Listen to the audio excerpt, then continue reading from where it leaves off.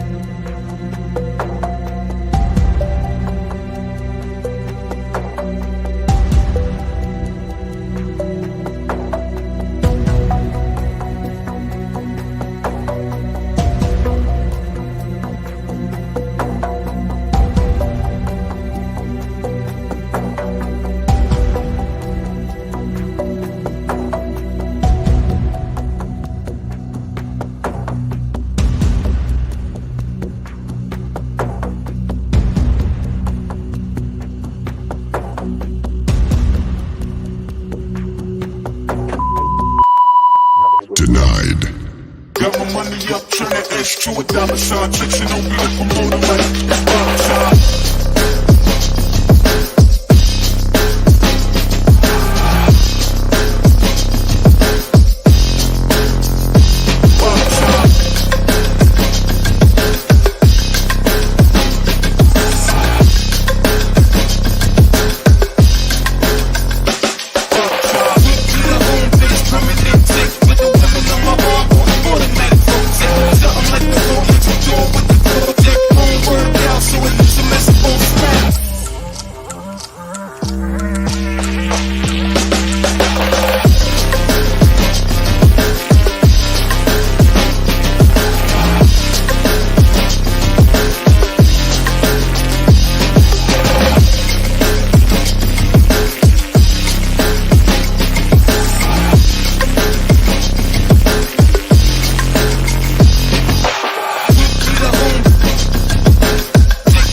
Arena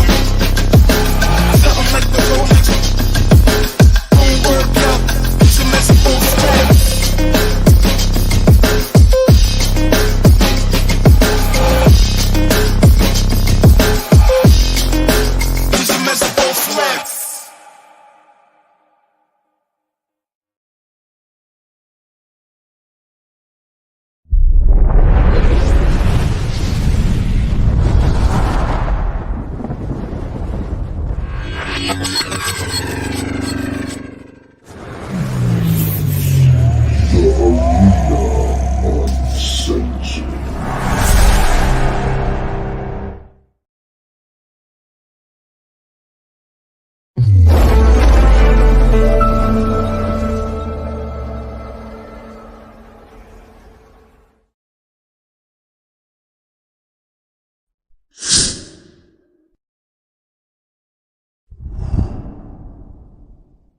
I wonder when that really happened though, because like not for nothing, everybody that criticizes it, like even the people that criticize us doing this show, they seem to be the ones that can always tell you about everything in wrestling. So at some point they watch this. I don't know where the whole is fake. Like we know it's fake. You brought it up.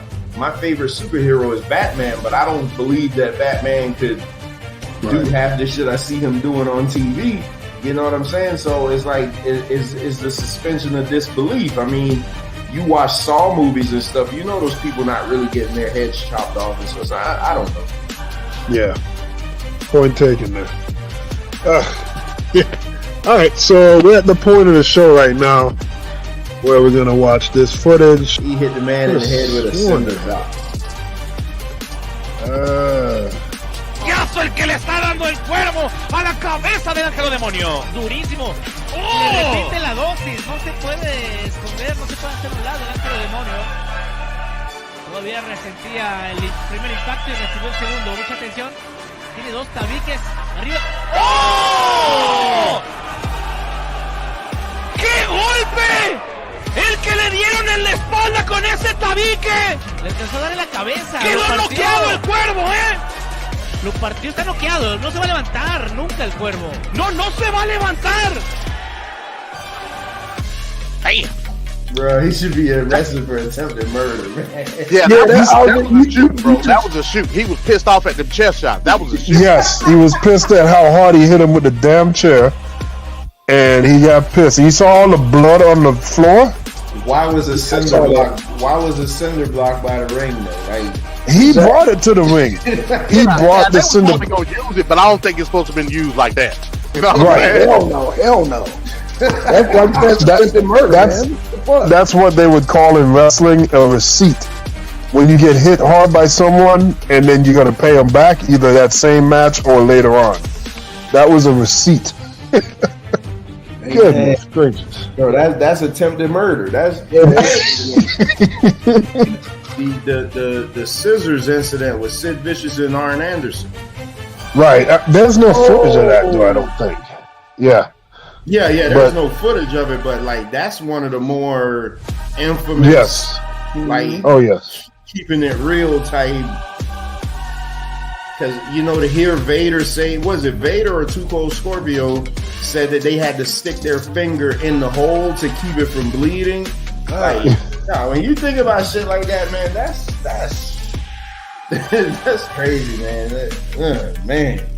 Yeah, there's a lot of outrageous things. I heard Too Cold say that when he walked out, he didn't know what was going on.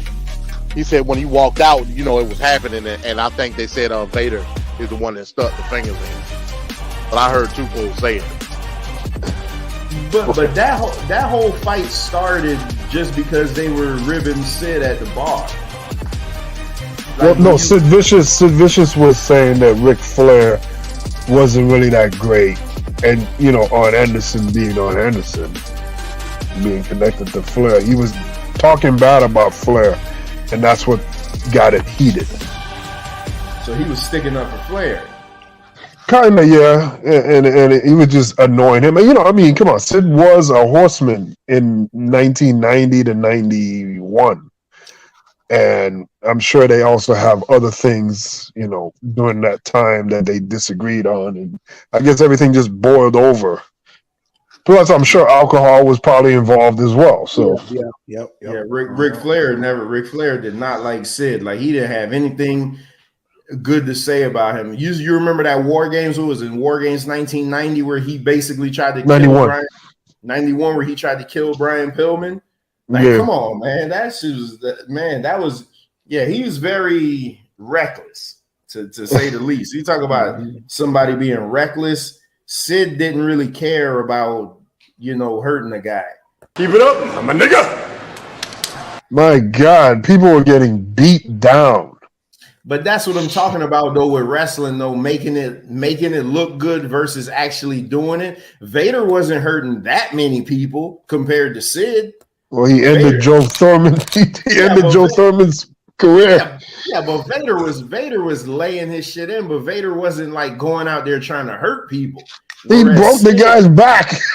But that was off of a power bomb. I mean, that could have.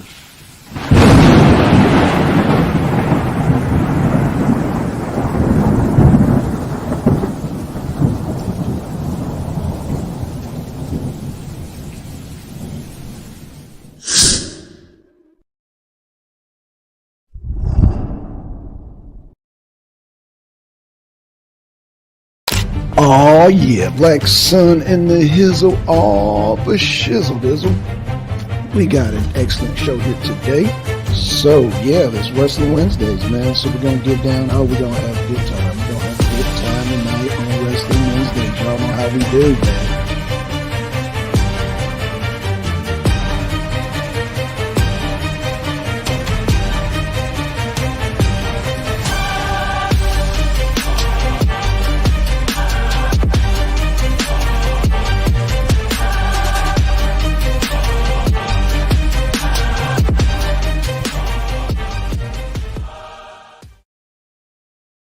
Let's get fucking like a monkey, baby. Whether you like it or don't like it, sit down and look at it because it's the best going today. What I'd like to have right now. Here goes another. Oh, it doesn't matter. Austin 316 says I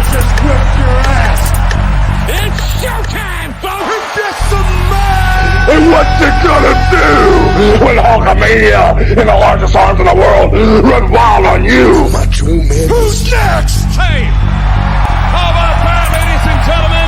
Cause that's the bottom line. The Stone Cold Simpson.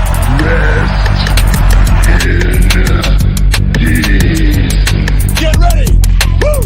We are on tour and we're doing it better than anybody else alive. What time is it? Tell me what time it is. You're talking to the Rolex wearing, kid stealing, woo, wheeling dealing, limousine riding, jet flying, son of a gun, and I'm having a hard time holding these alligators down. Woo!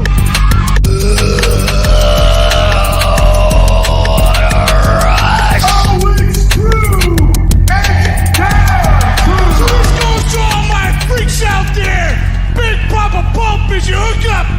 Holler if you hear me. See, you don't know where the macho man is coming from, but the cream will rise to the top. Oh yeah, can you dig it, sucker?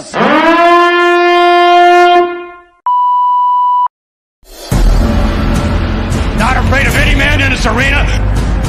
Ladies and gentlemen, welcome to the show. First of all, I'm not afraid of The Undertaker, not afraid of Bret Hart, not afraid of you, not afraid of the Big Bad Wolf, not afraid of any man in this arena, not afraid of any man who walks on this earth. Make yourself famous. I just had an out-of-body experience. What did we just see? What did we just see? I am fearless. I have come here to chew bubblegum and kick ass. And I'm all out of bubblegum. Wrestling Wednesday. So we picked a Wednesday night to come do this show. Get ready for this.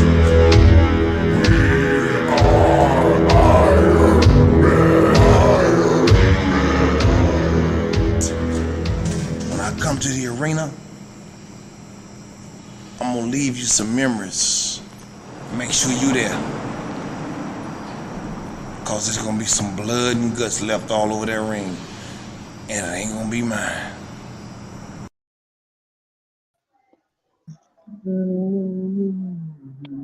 Oh yeah, Oh yeah. it's Wednesday, and when it's Wednesday, it's Wrestling Wednesday. This is Van Cat, and I'm with a packed house today, a full panel. What's up to everyone in the panel? Starting with the great MD. What's going on, MD? Peace. What's going on? All right. What's going on with Blackson, the innovator of this platform? Man, what is going on, Venkat? I am hyped, man. God damn. Okay. It's always good to have Blackson on the panel. We also have the infamous heel minister, Trevor. What's going on, Trevor? Peace. All right. And someone new to the panel here. It's a friend of mine from Instagram, who's actually a follower of my brother on Instagram. Two Cat Shapur. What's going on, bro? Oh, he probably don't have the mute on. Probably got the mute on. Oh well, we'll get back to him. So yeah, today's episode is episode 15, and today we're gonna go down a top 10 list. So it'll be the WCW's Greatest Matches top 10 list.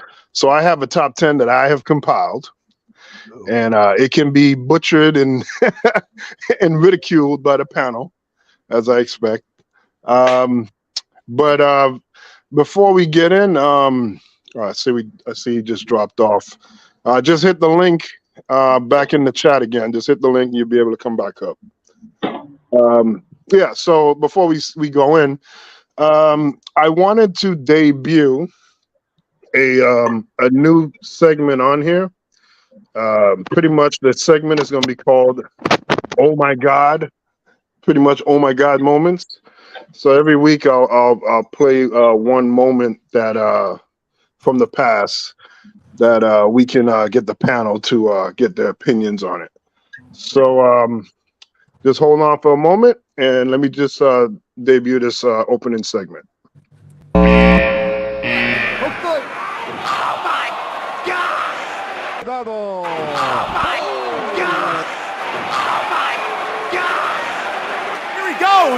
Crossing himself. Oh my God! Oh my God! Oh my God! Oh my God! Oh my God! Did you see him land on his head?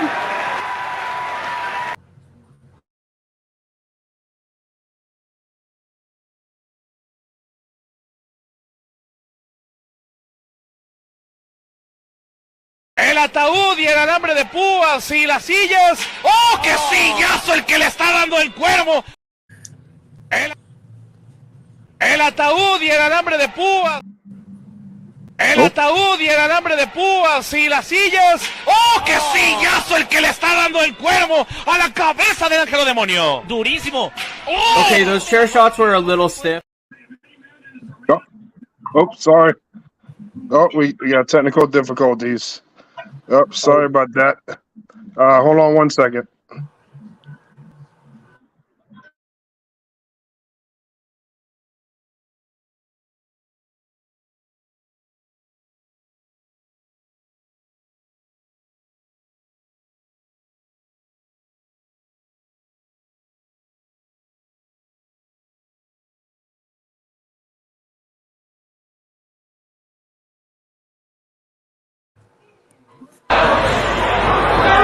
Mike Seidel now going high. Going to the assault box again. Oops.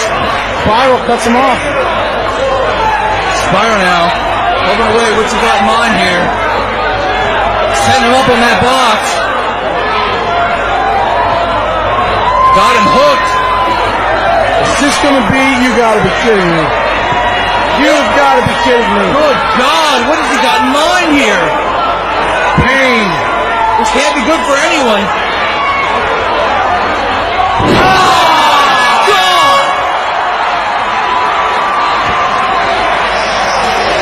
Sweet Christ. That's gotta be it, Logan. Rolls him over. 1, 2.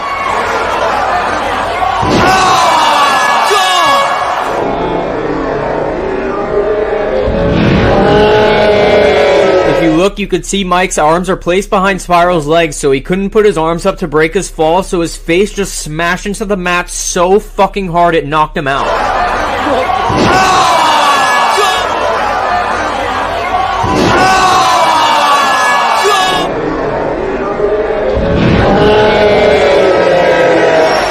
Sweet. The crowd is going fucking nuts, and Mike Seidel is completely knocked out, and Spiral flips him over for a pin.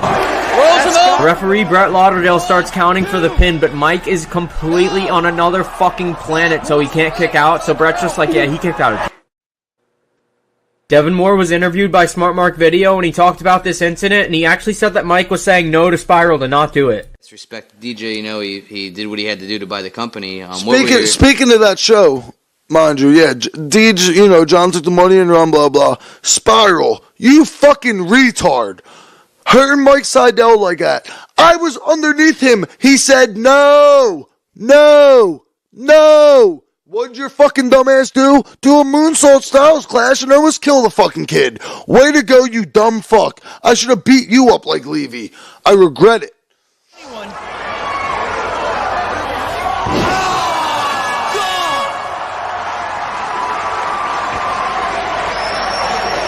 Sweet Christ. That's gotta be it, Logan. Rolls him over. 1, 2. That was not fun. That wasn't even 3, was it? All right. So when something like that is irresponsibility on the part of the person in charge of that spot. I am so glad I've never seen that before. I mean, I wish I still had never seen that. It's horrific.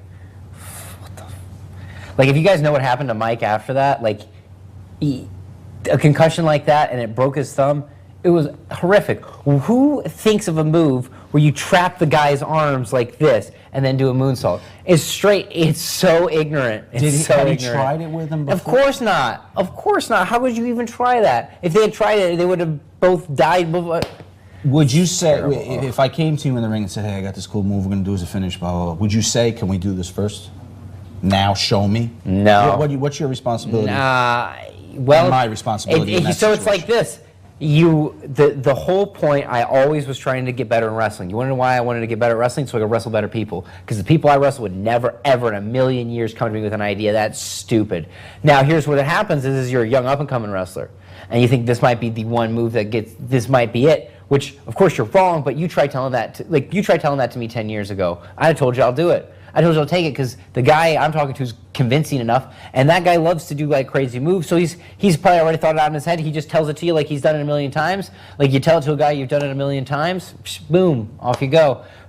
That's just a guy who only thinks of one person. He is only thinking of himself. Super selfish wrestler. I hate seeing people like that in the business. He's so upsetting to me. I'm pissed. I'm irate right now. That's gross. Well, he was apparently hurt too. Isn't this what it said here? Said that Spiral injured himself, is now in a wheelchair. Karma. Yeah, he was doing something else stupid. He should have taken a hint. He should have learned. He couldn't learn from others after he hurt somebody else. It's a shame. It's a shame. All right, I'm gonna jump ahead. That question from Matt Seidel was actually true. Spyro BKMY ended up trying a 630 leg drop and completely fucked his shit up and became paralyzed. He suffered a severe spinal cord injury and was diagnosed as a level C5, C6 quadriplegic. He also had to have a tracheotomy put in. Not only did he completely paralyze himself, but he ended up dying on April 12th of 2017, but I can't find a cause of death anywhere on the internet. RIP to Spyro. Okay. Damn, Lord, damn. All right. So you have a guy doing an over the top move that injured another guy. Some would call it reckless, careless. What are our thoughts on that? Yeah, I might have to agree. That was, like you said, his arms. I'm sure, like you said, with certain type of training, is certain. Well, if the guy was telling him not to do it, that's the first red flag. I mean, second of all, like you said, when he grabbed the guy's legs, I'm sure that's not part of the training. So yeah, I would say reckless, totally reckless. I would have suspended him, if not fired him. It reminds me of New Jack and Grimes. Yeah. Very true. Oh, and you dropped off earlier. Go ahead and introduce yourself again. I'm Pac-Man, and I'm good to go, man. I'm pretty hyped for this. All right, we appreciate you coming on the show, and welcome to the arena. Thank you. Hey, Trevor, have you ever seen that before? That move? Not gonna lie to you, I didn't even know you were doing anything video, so I'm nowhere near my computer. I've been listening to it and trying to put together what it was. I'm trying to cook at the same time. He essentially did a Styles Clash backflip off the top rope. Dropped the guy on his face, broke his stomach. And somebody died off of that, right? No, he didn't die. He was injured real bad though. Wait a minute, did I hear they said Matt Seidel did that? Yeah, he died in 2017. Matt Seidel didn't die. That's Evan Bourne. He didn't die. No, he talking about Mike Seidel, his little brother. Oh, okay. His little brother is the one that took the move. Oh, okay. No, I'm talking about Spiral, the guy. He died.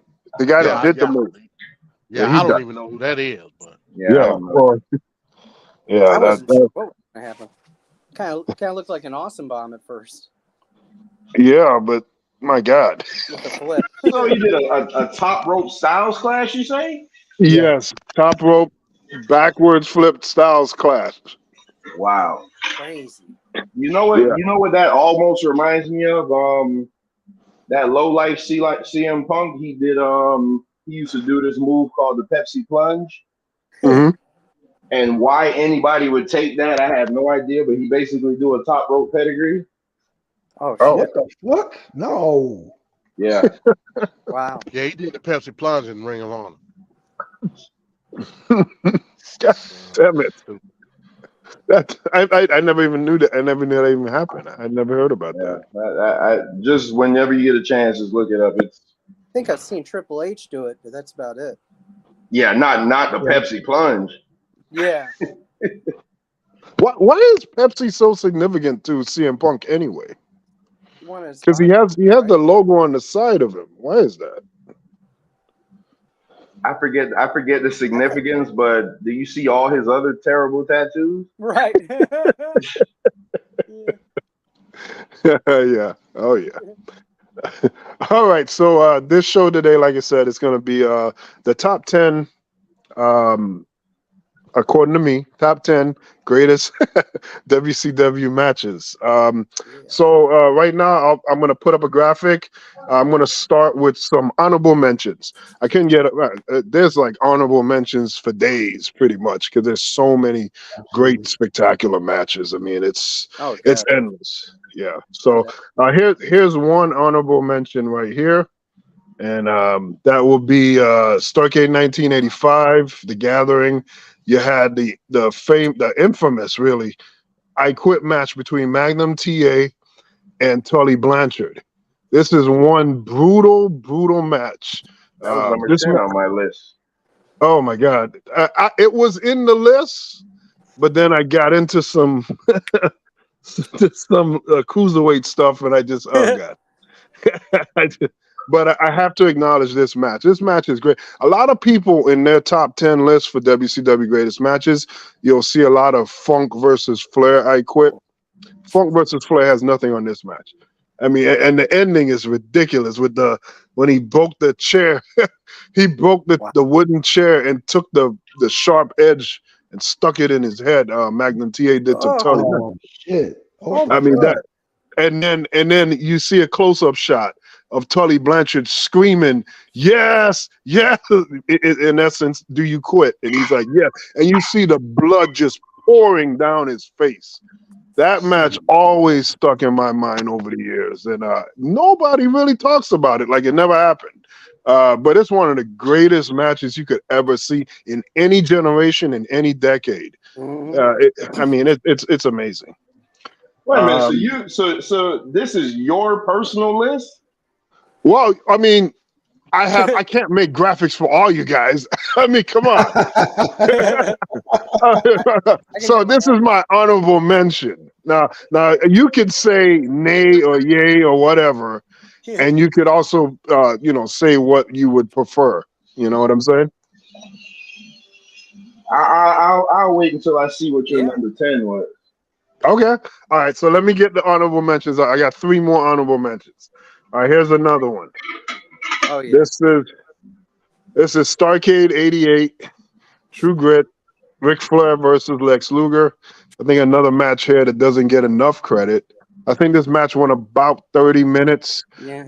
It showcased Lex Luger pretty much doing what people say he can't do, which is perform. And they're gonna give all the credit to Flair, but it's a two-way street, I think. And I think Lex Luger where the ref stopped it? No, that was a Great American Bash 88. This is the one where Flair worked on Lex Luger's leg throughout the match, and then it paid off at the end. Yeah, his leg buckled. That was just amazing. Thoughts on this match? It's the one they call the best carry of all time. Yeah, exactly. Exactly. Because he's talking about we'll give Flair all the credit. You damn right you're going to give Flair the credit. Right. Well, I'm saying it's not. I think that Luger did a great job here, and I'm recognizing that. Flair will come up in a lot. I don't like Flair a lot these days, but I gotta acknowledge the stuff that he's done. That was great. All right, here's another honorable mention here, and that'll be Ravishing Rick Rude and Sting. Oh yes. And this particular match was Rick Rude's first match where he came in to challenge Sting for the U.S. Heavyweight Championship. In that match, the angle where Sting was attacked by Lex Luger, injuring his knee, and he went to the hospital. And then they had the stipulation where if Sting did not get back to the arena to defend his belt, then Rick Rude would get the belt due to a forfeit for him not being able to show up. So then you see Sting limping into the ring, and then they had an epic battle there. Yeah, I got to acknowledge this. It's not a long match, but I think with the story, the drama, the crowd reaction, and the heat that was going on, it was really classic. Absolutely. Yeah, I remember that match like it was yesterday, watching it live. This is a typical reason of why I say WCW had the best crowds, because I remember that like it was yesterday when the ambulance pulled in and they didn't hit Sting's music until he got to what would be Gorilla, and all the baby faces were in the back trying to root him to get in, and you see Sting limping, like doing a limp run to get to the ring. And the great heel that Ravishing Rick Rude is, he runs out to meet him, and Sting hits him with a military press, and as he drops him, Sting does what baby faces are supposed to do. You sell the damn injury. And it was great. It was great. It would have never hit my top 10, but that was a great moment. Oh no, that's definitely in the top 10, bro. Oh, what year was that? 91. Okay. It was 1991. And I mean, you could pick. I think like Sting has a lot of great series of matches with a number of opponents. His matches with Flair, his matches with Vader, and his matches with Rick Rude are classic. He had like 2 more Clash of the Champions matches with Rick Rude, and they were also instant classics. There was one at a Clash of the Champions where they had judges, and if it went to a draw, they would come down to the judge scores, and that was an epic matchup as well. They've never had a bad match against each other. It's just every time they meet, it was great. Thanks. Rick Rude's an icon, man. Oh yeah, for sure. For sure. All right, and then here's my last honorable mention. And that is going to be the classic Great American Bash 90 matchup against Sting and Ric Flair for the World Heavyweight title. The match where Sting won the championship for the first time after the 4 Horsemen brutally attacked him and put him on notice to get out of this business. Don't challenge Ric Flair. What's your thoughts on this match? Classic. Yeah. Right. Yeah, I agree. I'm shocked. This what made Sting the icon. I thought this would have been in the top 10, but that's just me. Yeah, that didn't make Sting the icon. The match that he has in the top 10 made Sting the icon. So I ain't even gonna spoil it, but I know what it is. But that was you're talking about Clash of the Champions? Clash of the Champions. That better be in the top 6. I'm already getting threats here, man. I'm already getting threats. Under fire. Because this match was great, but it had it did the thing that it was almost like a WWF style match, because which in this regard I'm saying was a bad thing. The match was good, but you know what I'm going to say. You had the dudes with attitudes outside. You had the Horsemen. You had the handcuff Elegante and Ole Anderson. So the whole time I'm supposed to be watching Sting in his triumphant moment, I'm watching the junk food dog. I'm watching Elegante, who can't move a lick. Like it took too much attention off of what was supposed to be happening in the ring, and I'm shocked that WCW pulled that move. Great match, but could have been better. Yeah, that's a great viewpoint there, Trevor. That's something you'll never hear anybody talk about, but it's real. What you're saying is definitely true there. Maybe a little bit too much activity for real. If for all of that, you could have just put it in a cage. But I understand. I understand because Lex Luger had a cage match in Capital Combat 90, and they lifted that. Let's not talk about that one. Well, forget the RoboCop part, but. But the Horsemen always seem to find a way around the rules, and so I guess they were desperate to make something happen, I guess.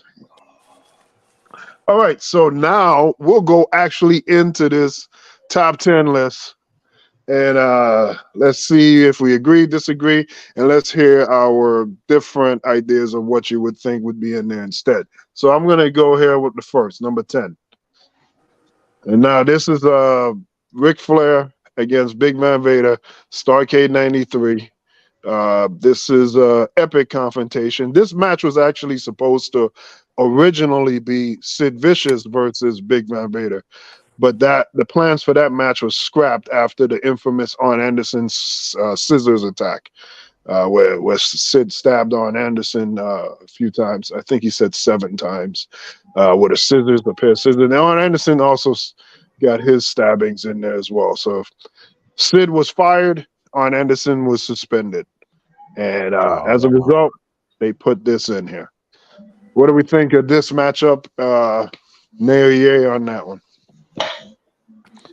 That one was awesome. I remember it well. I thought it was okay, but I know some better matches. But no, I agree with Pac. It's a good match, but I do have some other matches I probably would have put.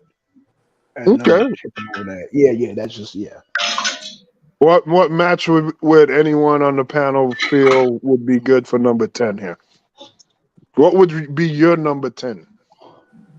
Well, let me see the rest of the list because I'm let me reserve that for the very end, and I'll give you an exact list. So I want to say something and then be like, oh, well, shit, that's a number such and such. So let me make sure. But the one abominable mentions definitely I would replace with this one.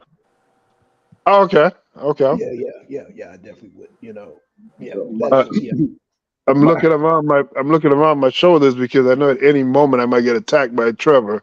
So so here's the deal, and that's why this is so subjective. My number 10 would have been the I Quit match with Tully and Magnum. This match right here, I have regarded so high in WCW history.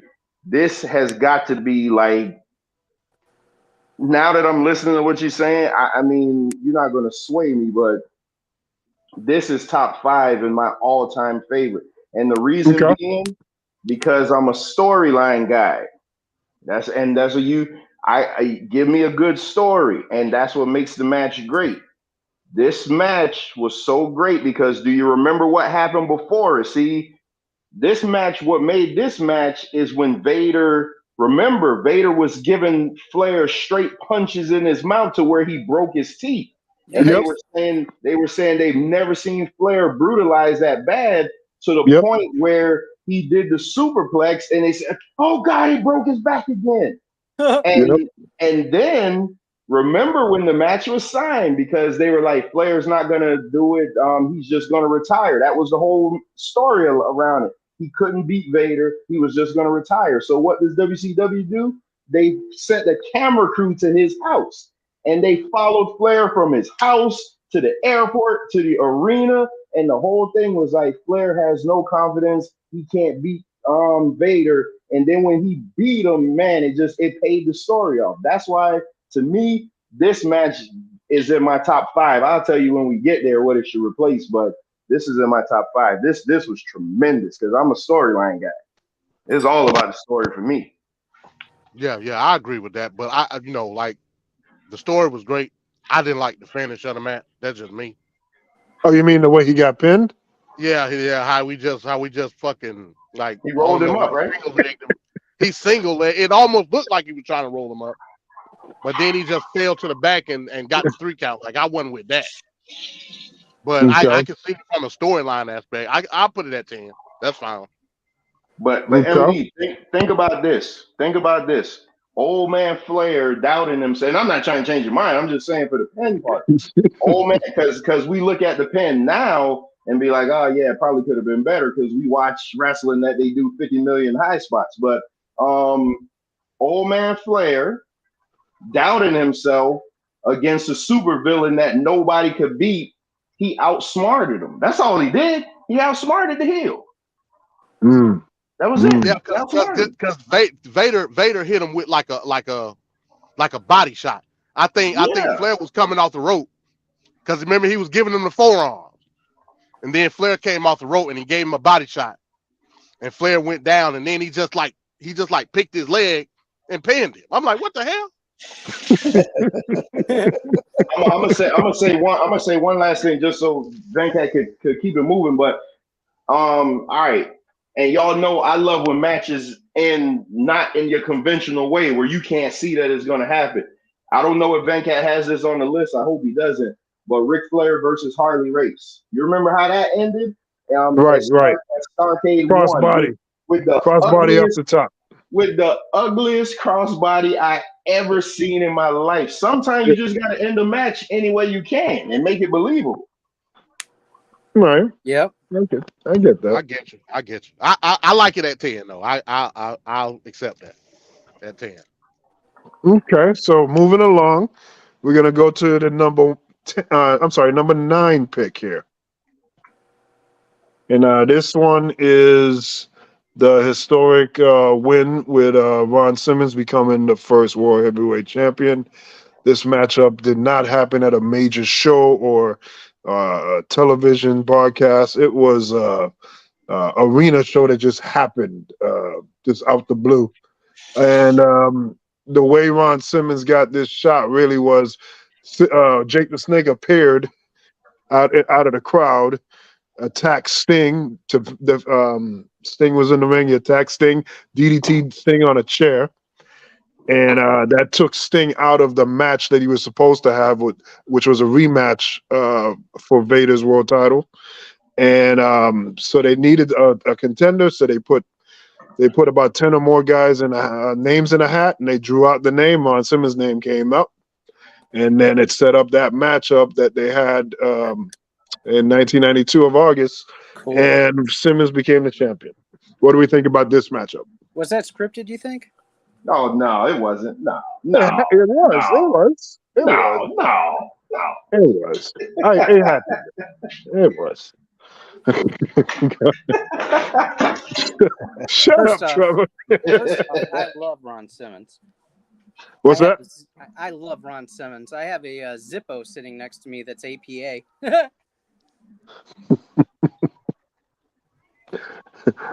Any other thoughts on this matchup? I mean, again, a great moment in wrestling time. Yeah, of course. You know, like I'll take this at 9 because, like I said, for me, you know, like with Ron being the baby face, you know, I think he played it up to a T, like kind of cheesy at certain points of the match, like when he kicked out that second time from Vader, and you know the crowd went crazy though. I get it. Like, we dealing with a time period where you know like you did stuff like that. Again, not to my taste, but I understand the historical implication of it. So I'll accept it at 9. The other thing with this match, it's a legit, really good match. A lot of power moves hit in this match by Vader and by Ron Simmons. There was a nice back and forth. It really wasn't that slow. It kept moving. And I think they did. I mean, at this particular time, Vader was almost indestructible. I mean, and his matches were top notch. He had battles against Cactus Jack. He had battles against Sting. He had battles against Stan Hansen in Japan. And it's just like when he got in that ring, it was just a set of legitimacy going on when he got in there. You know, you didn't see that again until Goldberg. Really, I think Goldberg really brought some legitimacy to wrestling. And I just love that. And then, again, this is a football guy. A lot of football players transition well into wrestling. And I think, plus he also has like close to 30 world titles around the world that they don't ever talk about. But I mean, super agile for a big dude. Yes. Oh, yes. And he's from Compton, California. Get out. His original home. He grew up in Compton, California. Some people broke into his house one night. They were all scared. He's from Compton, just like NWA. that's a thing that they don't really talk about too much. But I remember seeing him talk about it in an interview before. So Yeah, you know he's tough then. oh yeah. All right, so we're gonna hold on, because I didn't get a comment on this one. I would I'll respect this at 9. Just for the no historical. pushback. No pushback. Well, you know how I feel. You know how I feel about this match. Like I would respect this at 9 just for the historical aspect of it. I didn't think it was the greatest match at all. But again, I was 10 years old when it happened, so I was the little black kid jumping in the front when Ron Simmons won. Right. I mean, what I would put at number 9 is probably going to shock the hell out of you. Okay. And I think MD might remember this. I know Vancat knows this definitely. I don't remember the event, but I'm going to take you to Max Payne. Oh yes. And Cactus Jack. Oh, you know it. Oh, you know it. Nasty oh boy. yeah. Oh yes. That was amazing. I saw that live. My God, that was amazing. Brother, that could have been one of the greatest things I ever seen. My! And then the rematch. The rematch with Cactus Jack and Kevin Sullivan against the Nasty. Both of those matches are legendary. I don't remember that one. Oh yeah. They had a match at Super Bowl 4, and then they had a rematch at Slamboree 94. Oh, I gotta go watch that.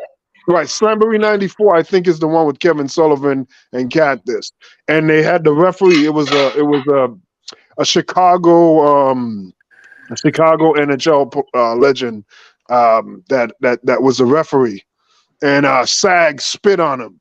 And they showed it in the slow mo. They showed the spit going right in the slow mo, boom, right on him. Yeah. Oh my God, he went crazy after Sags. But yeah, the great matchup, man. As brutal, if not more brutal than that match you're talking about. Yeah, that friggin' tag team match was epic. Yep. And that's before ECW was like extreme, because ECW existed as Eastern Championship Wrestling.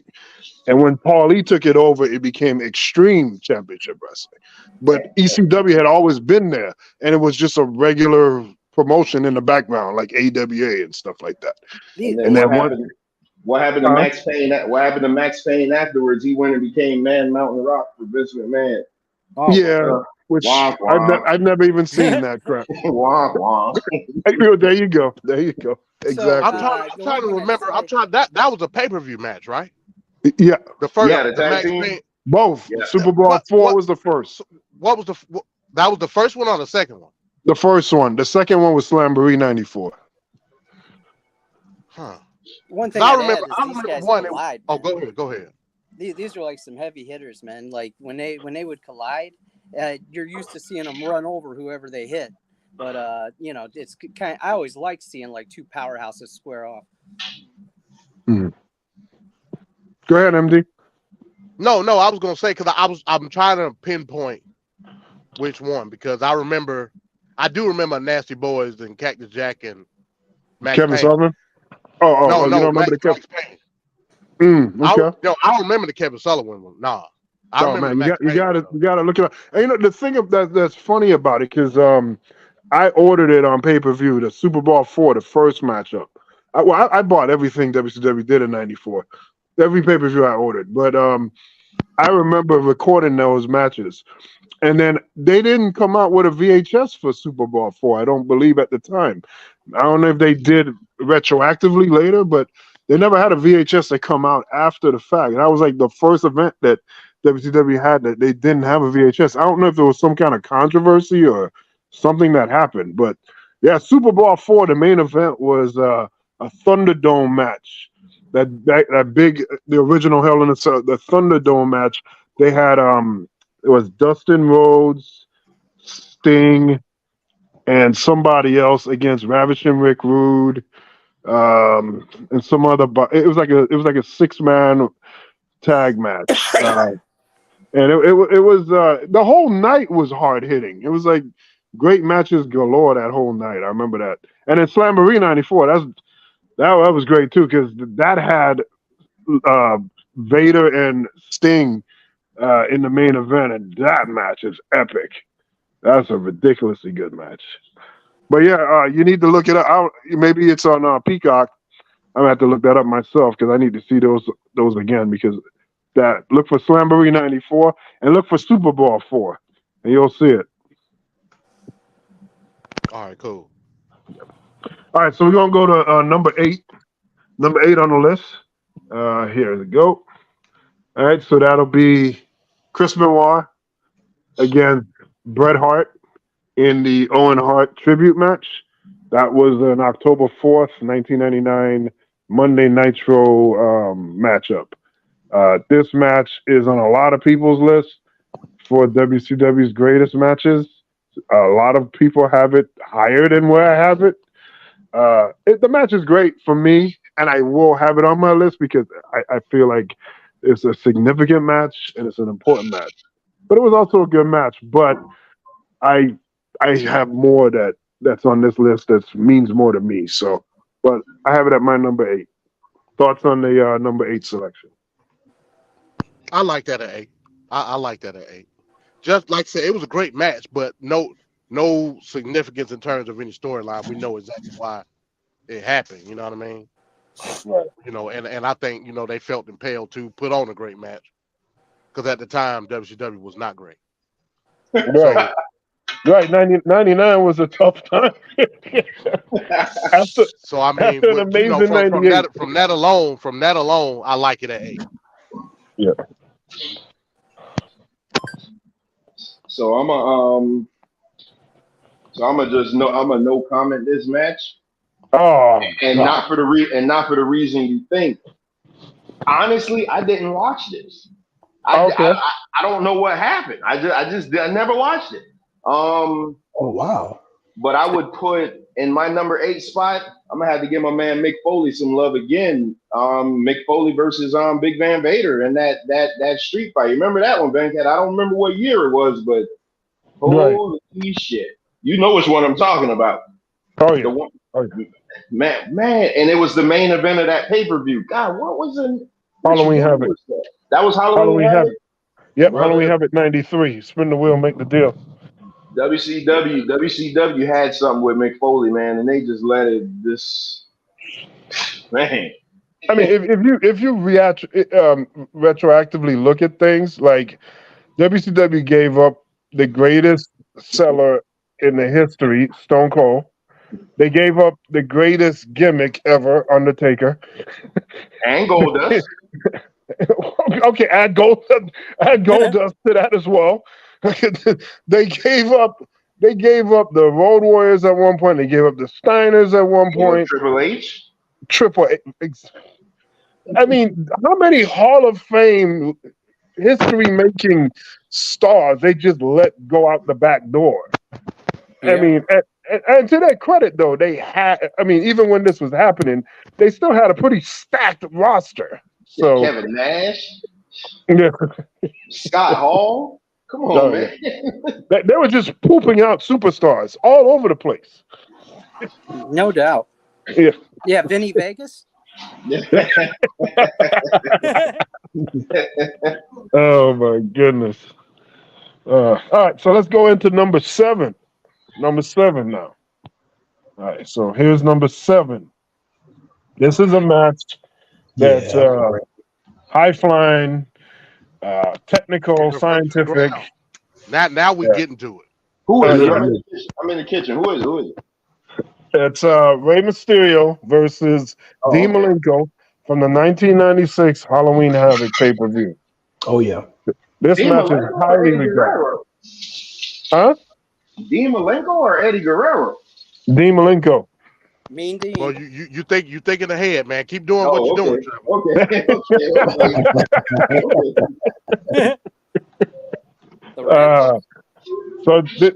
This is a highly regarded matchup, and rightfully so. I mean, the man of 1,000 holes, Dean Malenko, he's just amazing. A spectacular performer in the ring. He was making these kind of great matches on regular WCW Saturday night. I would see him just going back and forth with the next cruiserweight that he would have to face, and those matches were just ideal and just great. And speaking of which, there's some great matches that just came on regular ass TV. Like one morning, I woke up, I was watching WCW Power Hour. That was like a Saturday morning show, and Son and Steve Austin was fighting against Ricky the Dragon Steamboat. And I'm looking at this match, and I'm like, my God, this is way more than what a normal match would be on Saturday mornings, and it was spectacular. It was like Ricky Steamboat and Macho Man from WrestleMania 3. Wow. It was just Austin. It was like they were going at it. He was a great And- heel there too. Oh yeah, That match was overrated. Wait till we do that show. What? Yeah, I believe this is the first time I saw Dean do the Super Gut Buster. Oh yes, what a Mysterio, move! yeah. What a freaking move, man! That I thought Rey Mysterio was dead. Oh, I was like, he dead. You know. Oh man, yeah, Dean Malenko, man, just amazing. And that's the kind of wrestler I like. I could have saw Dean Malenko. I knew they would have never did it because of his size, but I could have saw Dean Malenko as WCW champion because he was that legit, and you know what I'm saying. He was a shooter. He was. But if Ric Flair is winning the world title, why can't Dean Malenko win it? No, I would have put the belt on Dean. That was a legit champion. I mean, Yeah, I he should wouldn't have held him a cruiserweight. Hey, Exactly. he was the man. He was the man of ice for a reason, man. Like I ain't gonna front. Like he couldn't talk worth a damn. Yeah, but I didn't care. I didn't care for him to talk. I don't want to hear. I don't want to hear you talk. I want to hear the rest. Right, yep. I on the other hand, I used to be a huge WCW versus NWO game fan, and man, I used to hate Dean Malenko because I'm not really a technique guy. I like the guy on the mic, and I like the guy that comes and puts you through the table. You know, so, Dean was kind of boring. It kind of it's like a Steven Regal type deal. Well, you need to be on the show in a couple weeks. We're about 3 weeks. We're gonna have a wrestling video game show on Wrestling Wednesdays. Yeah, so that show will be real fun. That's all I did. So what number is this? 7? Yeah, we're at number 7 right now. So because I mean I saw this match, but you know which one I got before this, which was going to take a different spot. But the match I put at number 7, and again, it was from a Clash of Champions, just a random Clash of Champions. Mm-hmm. But again, what you're going to notice with me, I'm heavy on the storyline and crowd reaction. The Fantastics versus the Midnight Express. Sweet Stan Lane and beautiful Bobby Eaton. Boy, when you talk about tag team wrestling, which I love tag team wrestling, that was a display in tag team technical work that and with Jim Cornette on the outside and the heat from the crowd, and not to mention the dusty finish at the end. Oh God, the dusty finish. It gave you everything. Like, how the hell are you gonna legit let somebody put a bicycle chain in your trunks and you not know? Like, come on. Hey, if you like that match, do you remember the Great American Bash 1990 match with the Southern Boys versus the Midnight Express? Of course I do. Of course I do. Yeah, the crowd, that was in Baltimore. That crowd was extra hot when the Southern Boys was out there with the Midnight Express. I don't know what was going on there, but they just seemed to love everything they were doing. I don't know why y'all think I don't love WCW. Like, I'm a WWF fan first, just because that's what I grew up with and I still watch. But man, WCW had the best tag teams. The cruiserweight division was the best, and Ric Flair's the greatest of all time. Like, what else did you expect? It was tremendous. I wish they were still in business. Yeah, I do too. Yeah. Oh yeah.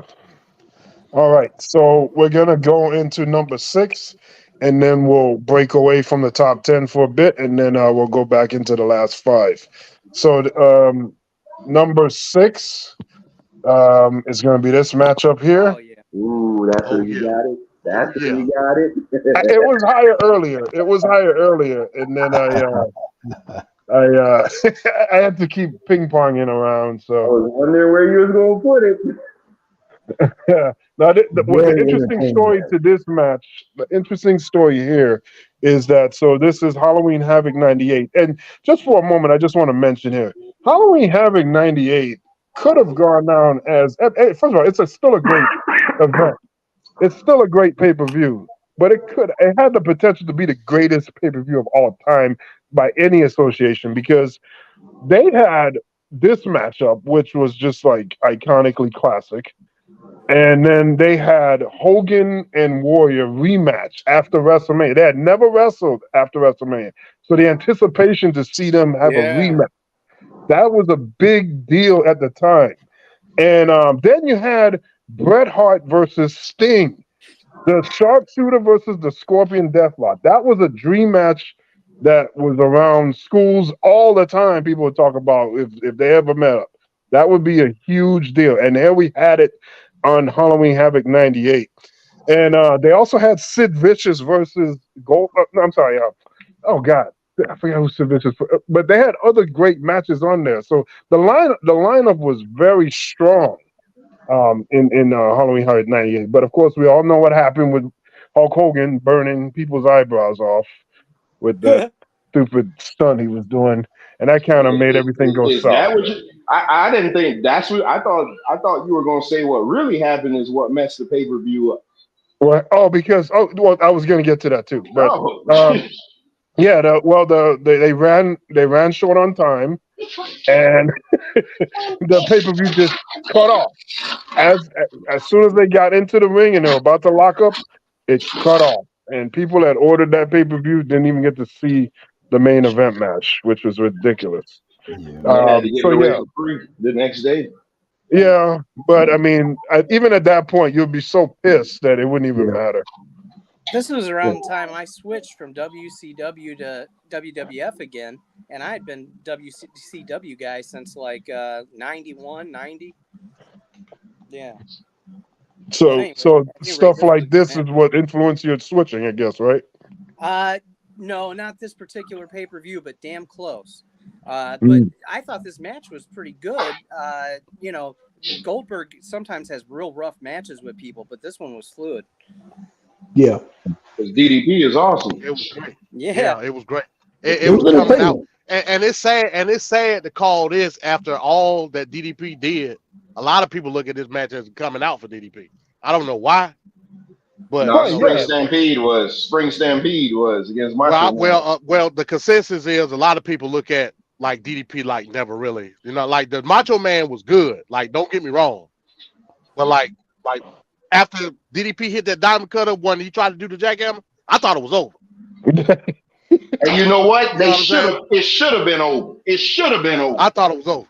It should have been over. If it would have finished that's a better way. That's a better way than the stun gun. Better comment. Yeah. Yeah, that's better than the Starcade stun gun thing. That would have been a better way to end it. Exactly. If you was gonna beat him anyway, DDP should have been the one to do it, not Kevin Nash. Well, Kevin Nash was legit though. I mean, I'm not questioning Kevin Nash beating a Goldberg. I'm not going to question it. And also, this is probably the greatest Goldberg entrance of all time. Halloween Havoc 98. Oh yeah, the greatest Goldberg entrance. Like that Goldberg entrance had me scared for DDP. Oh wow, yeah, no shit. You know what I'm saying? Yeah, this guy was the intimidator, bro, and he ran through. I was like, oh shit. What did he get up to? 89 or something? No, 100. Did he get to 100? Yeah, it was like 180 something. It was up there. Holy cow. Yeah. Just an epic confrontation. But at number 6, I would have had Rey Mysterio and Eddie Guerrero from Halloween Havoc. You would have had that at number 6? Yeah. Wow. Where would you have it, MD? I'd just say it would have been top 3. I'm just leave it at that. That's ridiculous. Wait a minute, you would have had the DDP and Goldberg? No, I'm talking about the match you just said. Oh, okay. But I'll wait. I'll wait, and I'll see where Venkat have it at. Why do I feel the pressure right now? Why do I feel pressure? I kind of felt like the Giant was potentially going to beat Goldberg, but yeah. Yeah, that's a great point there too, because that's another great matchup right there. Mm-hmm. The Giant and Goldberg, the Giant and Sting. My goodness, that was a nice match there too. Yeah, a lot of great matches over the years. Oh, so well, I'm gonna go into I kind of alluded to it in the recap piece when the show started. We were talking about the infamous cedar block against the head of the wrestler. He just threw the damn block, knocked the guy out. There was blood all over the floor. So I just wanted to give an update on. I mean, this happened years ago, but for continuity's sake, I just wanted to tell the rest of the story behind that match. So we're going to watch this piece right here. It's something we saw last week on the Keeping It Real episode. So let's just take a look back at that. El ataúd y el alambre de púas y las sillas. ¡Oh, qué sillazo el que le está dando el cuervo a la cabeza del ángel demonio! ¡Durísimo! Oh! Okay, those chair shots were a little stiff, I'll admit it, but he looked like he had his hands up for the second one, so I don't get why he's so fucking offended, but that's still no excuse for doing this. Tiene dos tabiques arriba. ¡Oh! Look at all the blood right next to his fucking head. That was so fucked up. ¡Con ese tabique! Le alcanzó a dar en la cabeza. ¡Quedó noqueado el cuervo, Lo partió, está noqueado. No se va a levantar. I have no fucking idea how he survived this. Tiene dos tabiques arriba. ¡Oh! Mucha atención. Tiene dos tabiques arriba. Cuervo gets knocked out completely, and I don't care what anyone says, that was fucking attempted murder. Angel was interviewed in Spanish, and I got it translated by my boy Juan, and this is what he had to say. The interviewer says, "We are here with the Angel Demon live. El Cuervo can't continue because of the nasty injury on his head." Angel says, "I am professional, but that spot was meant to hit his back. With the chair shots I received to the head, I miscalculated. Excuse me everyone in the public, I'm still professional and had to go with the show. Now the situation is out of hand. Don't think I'm a bad person." The interviewer says, "Those are the risks of an Extreme Rules match," and Angel says, "I want to tell you something. If you count everything he did to me, the chair shots for the brick, I think it's fair. My thoughts, I'm sorry, I really am. I wanted to end that match. Win or lose, it doesn't matter. I wanted it to go well, and then the accident happened." The interviewer says, "What did the doctors of commission and referee tell you? What did they say?" Angel says, "Want me to tell you the truth? I'm disappointed of the commission, and I'm going to tell you why. They give us permission, but not to us. It was an accident, and the doctor saw the magnitude of the damage and said, I feel bad. It's extreme wrestling, not professional wrestling. This is extreme wrestling where there is no rules. There is only one winner. I don't know if I won or lost, but I still feel bad about the situation." The interviewer says, "Sooner or later, you and El Cuervo will face each other in the ring again, right?" And Angel says, "He is a young man. He is very young and talks a lot like all the boxers." And he explains the boxing, how it's a lot like Mexicans versus Puerto Ricans. And he says, "And now it's his turn to lose. Sorry, brother." The interviewer says, "Thanks for your time," and Angel says, "Thank you and hello to everyone from me, Angel the Demon." What a fucking piece of shit. When this clip came out, the wrestling world heard about it, and they were not happy. Kurt Angle tweeted, "Give me 10 seconds in the ring with that stupid motherfucker that threw that brick. He shouldn't be anywhere near the business." But Ray Dudley from WWE responded and said, "I think you could do it in 5. Oh, fuck yeah, Kurt Angle's the fucking man. Spanish wrestling group posted at 10 a.m. surgery began. It lasts 2 to 5 hours. When he is out, we will keep you guys informed. We ask you to pray so everything can go well during the operation. For El Cuervo, he was immediately rushed to the hospital where they said that he had a fractured skull and a blood clot in his brain that had to be surgically fucking removed. Thank fucking God the surgery went successful and they removed the blood clot from Cuervo's brain, and he posted this picture on Facebook and said, "God thank you, the Raven of Puerto Rico was discharged from the hospital." In the image, we could see him accompanied by his manager Victor Arreo and part of the Associated Promoters of Mexico. Thank you for all the prayers and good vibes, family, fanatics, and fighters. There is Rock of Puerto Rico for Ratao. Angel the Demon tweeted out, I want to ask everyone for a professional forgiveness for the injury caused in the Arena Lopez Mateos. I received 7 solid chair shots, and unfortunately the cinder block hit him in the head. It was supposed to hit him in the back. The match didn't end, but oh well, everyone to their house. What's done is done. Dude, fuck this guy. He didn't get hit with a chair 7 times. He got hit with a chair twice. If you still have a soft side for Angel, check this out. Angel cut a promo for some company, Arena Juarez La Afición or some shit like that, where he called himself the King of Concrete and was boasting about the fucking incident, bro. 2 days after the incident, it was reported by Carlos Toro that the Mexico City Boxing and Wrestling Commission indefinitely suspended wrestler Angel the Demon for throwing a concrete block at the back of Cuervo's head at the Lucha Libre Broom Lucha Memes Generation show on November 19th. Even though what he did was fucked up, I still have to say R.I.P. to Angel the Demon, who was reported that he passed away on June 5th of 2021 from COVID. Super fucked up what he did, but I have to say R.I.P. to him and condolences to his family. This incident was so big when it happened, it was actually picked up by Mexican news stations. This incident caused El Cuervo to stop wrestling for an entire year to recover, and he came back on December 14th, 2019. The show was CWA's Christmas Showdown 2019, and he competed against Mike Nice and Manuel Rodriguez in a triple threat and won the heavyweight title. I'll throw the link to that match in the description as well. He won with an awesome moonsault. Yo entiendo que se lo llevó. Sí, se lo llevó. Tremenda la super. Espérate, Cuervo. Cuervo también en la tercera. Tremenda el monster que aplica y conectó al showman. Esto puede ser todo. 1, 2, 3. ¡Nuevo campeón! ¡Nuevo campeón mundial de la CWA! En su renacer, el Cuervo de Puerto Rico. Oye, después de un año estar. Okay, so that's what happened. So that guy, he got COVID and he died in 2021. Get out of here.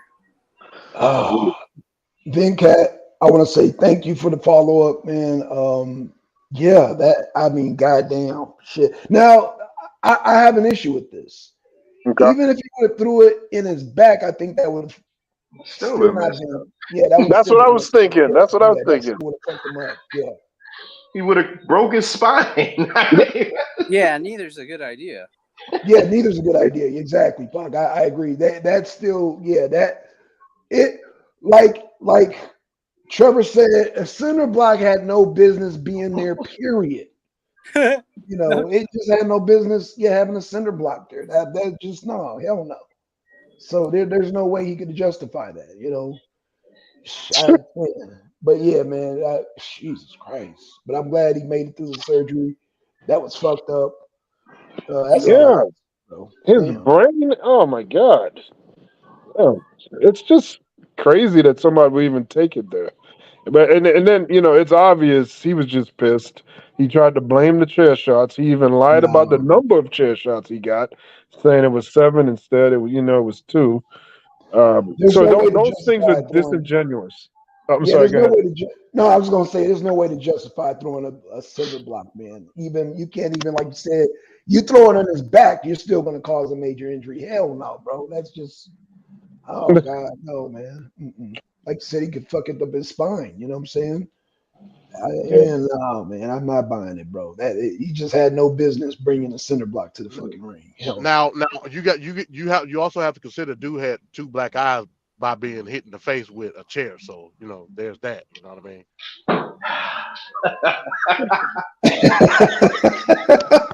Yeah, but like Blackson said, because he brought the block to the ring, and then he gets pissed and then he uses it, but it shouldn't have been there to begin with. Yeah, it shouldn't have been there. It shouldn't have no. Now I get it. Like I've seen center blocks used in spots before. It wasn't. I don't think it was supposed to be used as a projectile. That I'll say that. You know what I mean? NMD, they were gimmick blocks. I don't see what the hell was gimmick about that, but exactly. No, I'm not talking about. No, I'm not talking about the one he used. I'm talking about like the Eric Bischoff and Jim Ross. Those were gimmick blocks. Oh, those weren't real cinder blocks. Yeah. So I mean, again, you know, his face was mashed in from chest shot, so tit for tat, I guess. You know what I mean? Jeez. That guy's petty, man. That guy, my God, he was petty. Yeah.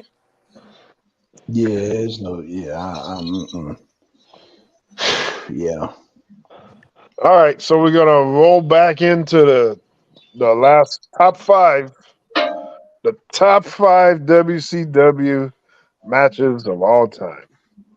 And so let's go with number 5 on the list. And we have Good match. Yeah. Rey Mysterio, Eddie Guerrero, the classic from Halloween Havoc 1997.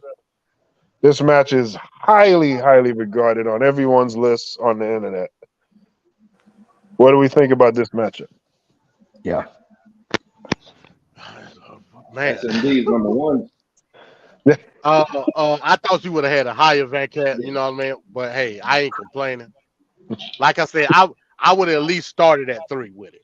That's just me. I mean, you again, may be right there, MV. You may be right, MD, about that. You know, thinking about it, you're probably absolutely right. I was like hustling at one point, like moving things around, so I could have probably made it higher. I would agree with you. I mean, one of the greatest WCW matches of all time. Like, yeah. Like this match, man. Like if nobody knew what the cruiserweights could do, this match showed your ass what the cruiserweights could do. You know what I mean? Like, and along with, you know, the how Eddie evolved as a heel. Yeah. You know what I mean? Wasn't nobody expecting that.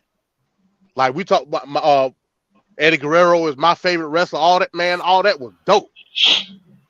You know what I mean? Like I saw Eddie evolve with this. Not alone just we all knew what he could do in the ring. But Eddie evolved his character through a lot of these feuds. And that's what made Eddie the greatest. You know what I mean? His character. Eddie is your favorite wrestler? Who, Eddie Guerrero? No, he's not my favorite wrestler. No. Oh, okay. Actually, Benoit is my favorite wrestler, but okay, I thought I'll leave that, you know, under the rug. Yeah, right. But I give Eddie, you know, like I said, remember when we did the top 10? I don't believe I had Eddie in my top 10. Right. Yeah. I had him tied with like Kurt Angle or something. But yeah, I mean, but this match personified what Eddie could do as an overall wrestler. Would you not just in ring? You know what I'm saying? Would you say this is the peak of the cruiserweight time? Like I think they was heavy. Not 97 was it. Like and I think WCW knew that because if you look at their product in 97, they made sure to highlight the cruiserweight by hook or by crook. Like I said, you couldn't go a Saturday night without seeing a cruiserweight battle royal. You know what I'm saying? Yeah. And I was 100% in with these WCW at this point. WWF was off my radar. This shit was great era. Well, 97 in general was a great year for WCW. They could do no wrong in 97. Yeah. Until they messed up the greatest storyline they ever had. Wow. Well, Sting still won at the end, so I mean, yes, it should have been better. It should have been better executed, but yeah, he still won it. He still had that moment at the end. So I had this at number 6. I mean 6, 5. I know some people be like, oh no, top 5, whatever. WCW had a lot of tremendous matches, so it's hard. It's very, very hard to skim through this stuff because we haven't even brought up any Jushin Thunder Liger matches yet. We haven't brought up any Psychosis matches, so it's like, man, bro, to try to pick through these matches is hard. You probably need like a top 20, top 100. But my number five, and again, for me, I'm about the moment. I'm about the impact. And this is the night a star was made. Yeah. Monday Nitro, Hulk Hogan versus Goldberg. Oh, great. Yeah, this is epic. You would have that at number 5? Yeah. Wow. What? I'm about Impact, man. That was, bro. You had a star made. I must make I a mean, confession. just off Impact alone, I would have that like probably at number 1. Oh, okay. Right. Oh, I thought you was disagreeing. I thought. No. I must make a confession here. You got to remember bro. I was there. Yeah, you were live there in the building. I wanted to be there so bad. Oh my God! So I had every intention of putting that match in the top 3. Oh shit! And I completely forgot. Man, when I was editing this thing, I completely botched that one. Oh Lord Jesus! That match was, man, bro. I agree. That match showed you why Hulk Hogan, regardless of what you think, when Hulk Hogan want to put a guy over, Hulk Hogan is going to put you over in tremendous fashion.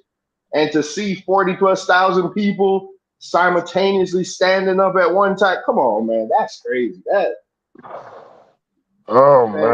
WCW should have been printing money for the next 20 years, man. That was ridiculous. Maybe he learned something with age, because he wasn't that guy like 10 years prior, you know. Like Hogan, yeah, I heard like he was real shady and shifty. Nobody liked him because of that. He was always fighting. Oh yeah. Yep. Yeah, the politics backstage and all the. I mean, come on, the whole that's not going to work for me, brother. I mean, that's how all these stories get changed. That's what happened at Starrcade '97. That's not going to work for me, brother. That's so once we hear that, you know, some weird screwy finish is going to happen. Yep. You know, we're going to have 2 referees. Right. Nick Patrick is going to count normal instead of fast. I mean, it's going to be all kinds of weird things happening. Bret Hart is going to lose his belt, and he's going to magically show up and beat Yokozuna. I mean, it's all that. It's not going to work for me, brother. Every time we hear it's not going to work for me, brother, some weird thing happens. It usually involves Hogan. Hey, that's another title idea for you, Van Cat. Greatest pops of all time. Oh, that's Sting and Ric Flair. When Sting came out, when his music dropped, the crowd, oh my God! And then when he beat Flair, it was even louder. And then you could just pinpoint. That Goldberg pop was way better than that. Road Warriors coming to the ring at any time. Yeah, the Road Warrior. They named the pop for them, the Road Warrior pop. Yeah, it's oh man. But yeah, so because of my snafu, I'm gonna have to retroactively kick Ric Flair and Vader out, and I'm gonna have to put the Hogan and Goldberg in. That was, God, I can't believe I messed that one up. All right, so you just did an audible right then and there, huh? God damn. He beat me to it because I got an audible for the next pick. All right, so we got number 4. In this match, everyone should know. And that's the classic matchup from Chi-Town Rumble, 1989. Ricky Steamboat versus Ric Flair for the world title. This is the match where the first of the 3 in the trilogy where Ricky Steamboat beat Ric Flair. And I believe was it the double arm chicken wing? Was it? Yeah, double arm chicken wing. Yeah. Yeah, but this match is great, and I never watched it back in '89. I did not see this event, so this was one of this is one of the many events I had to go back and see for myself, and everybody talked about it. So when I saw it, I was like, first of all, the atmosphere was electric. Flair's entrance and even Steamboat's entrance coming out to the ring was great. You had all this, the photographers in around the ring, because of the Japanese contingency that was out there covering the event, made it feel like a big time sports event happening.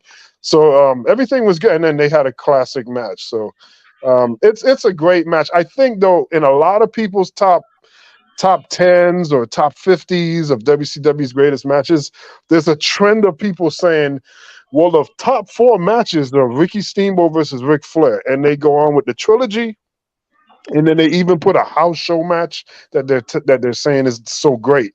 The house show one was better. The house show match was better than the trilogy matches. I saw it. I actually got to see it. But that match is recorded by some guy just shaking, a guy home video just recording it in the audience. That's not the one I'm talking about. Then I'm talking about the one where Ricky Steamboat had the green tights on, and it was a TV taping. It wasn't a house show. Yeah, it was a TV taping. I've never seen that, so I don't even count those. I don't even know why people are making lists like that where they got a guy with a shaky hand. It's not even a real match that's being broadcast. It was Flair said it. He said they've wrestled 1,000 times and they have so many more matches better than the trilogy, and I get that. But that's another knock with wrestling. I think every time they wrestle, it should be broadcast every friggin' time. I don't like house shows. Didn't you say they should get rid of the house show? Yeah, I know. Now you want to record everything? It should be like NBA. It should be like NFL. Everything is recorded and everything is there, documented. This isn't Bill Russell times. We're not in Bill Russell times where, you just got to read a newspaper to find out what happened. There should be video footage of every time they go in the ring, they're risking their life. So it better be recorded. Yeah. They shouldn't be doing house shows. I don't understand what the hell, man. They do tape those house shows. They just are off to the side and they never show them on TV. Yeah, but sometimes the title changes and they have no video. Like the Steiner brothers beat the Horsemen for the world title.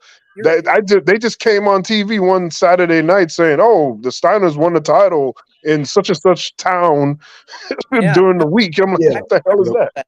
I remember. Hold on. So wait a minute, Van Cat.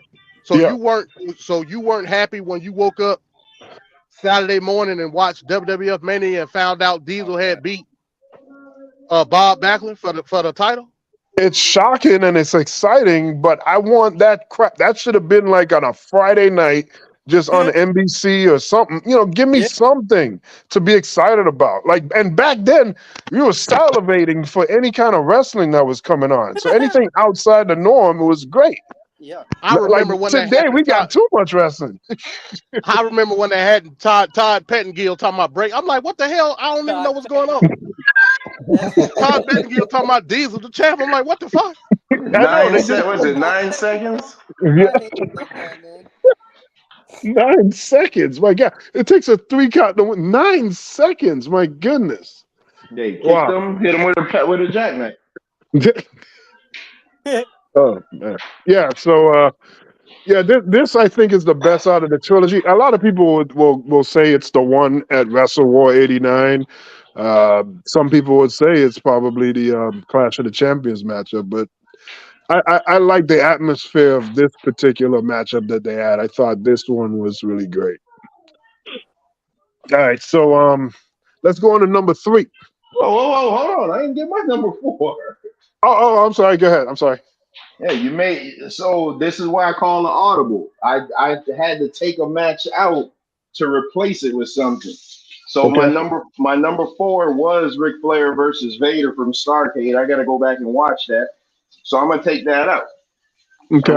And what I'm gonna replace it with is Vader versus Sting from Super Brawl. Oh, Super Brawl 3, yeah, the strap match, the White Castle Affair. Yeah, that match is highly regarded too. And Vader won. That also makes it good. That Vader won because a lot of times a bad guy doesn't win those kind of matches. Yeah. So it's good to see that, change it up a little bit. For sure, I always root for the bad guy. Yeah, me too. That's a heel man. Hence the name, heel minister. And it was an interesting match because you had a leather strap match, so you had to touch all 4 turnbuckles while dragging your opponent across the ring. Yep. So that was an interesting match concept. We should really still see that. I mean, that's a lot of drama to get the one. And if you lose your momentum, the count starts over. That's a very action-packed way to have a match. So They still should do really that, do but that. they made the I have not damn seen one of strap. those matches in years. I haven't They seen that. still in years. I'm telling you, I'm the WWF guy. They still do it, but they done made the strap like 30 feet long, so it kind of that does. They just had one like 2 years ago. In my day, they were tied together. Yeah, it's ridiculous how long the damn strap is. Yeah. Yeah. Any other comments on number 4 on the top 10? Let's see this top 3. All right, so here's the top 3. Oh God, let me put my bulletproof vest on. Here's the top 3. Number 3. War Games, 1992. The Dangerous Alliance versus Sting Squadron. This is one of the bloodiest, most intense war games or cage matches in general, period. Not a slow moment in this match. This match has so many action-packed spots and just back and forths and moments and story and just everything is just in this match. Psychological warfare is going on in here. Paulie dangerously strategizing. It was an amazing thing to see live happening on pay-per-view. And after all these years, people still go to this match as the best War Games. And it'll probably never be a War Games match better than this ever. What do we think about number 3, War Games 92? Is that the Red Rooster? Who? The blonde dude on the bottom next to Dustin. No, that's Wyndham. That's Barry Windham. Oh God, he's awesome. He didn't have the goatee and mustache.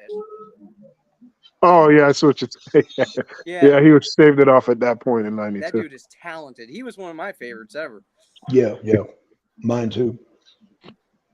I like this at 3. I like it at 3. Yeah, I do too. Yep. Like I said, best War Games match of all time. So the only one left is Trevor. Well, my number 3 is Sting and Luger versus the Steiner brothers. That's one of the greatest tag team matches of all time ever in the world. Damn right. Never be touched. All right. The Dangerous Alliance theme is the most rehashed theme of all time with WCW. Mm-hmm. They done rehash that theme so many goddamn times. Like with random people. Yep. All right, so we got number 3, War Games 92. Now it's time for the number 2, which is probably going to be controversial, especially with some stuff I've already heard from people here.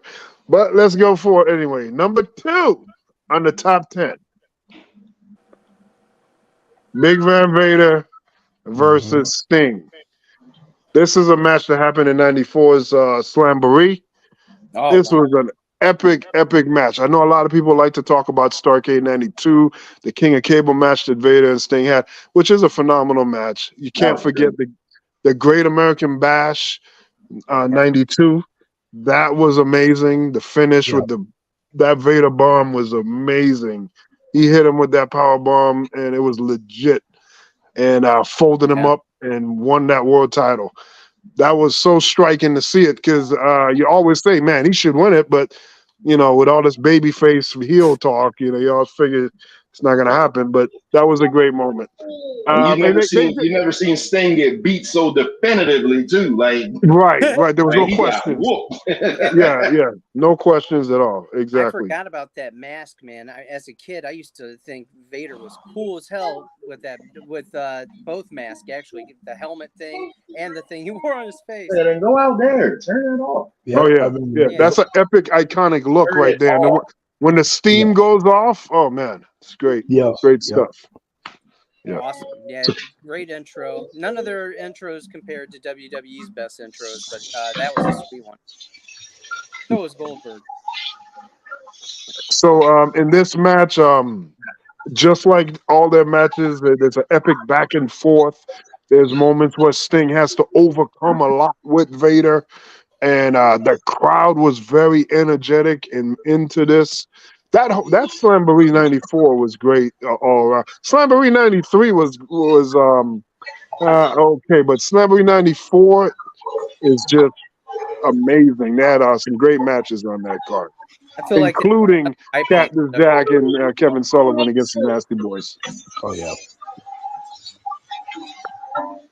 Any other thoughts on this placement? Do we disagree, agree? Thoughts? I would agree, big time. Yeah. Yeah, I agree. Yeah, shit. I just had their sister match at 4, so yeah, that's perfect there. Yeah, that's solid, man. For sure. MD? I'd argue number 1. I mean, again, I'm okay with it. I'm okay with it being in the top 3. Like I said, I would have had, again, like Ray and Eddie before this match. So I mean, but I would have swapped them. I would have had like maybe this one at 3. Can I just want to add a comment. Do you guys remember that one guy they had him face off against Vader? They really hyped up, and he wore a mask too, and like he went to charge him and fell through a wall on the set or something. No, Shockmaster. Oh, Shockmaster. Yeah, I saw his story, man. It's just crazy. Yeah, that In and out. Epic fail. Epic fail. Like a bushwhacker in the Rumble.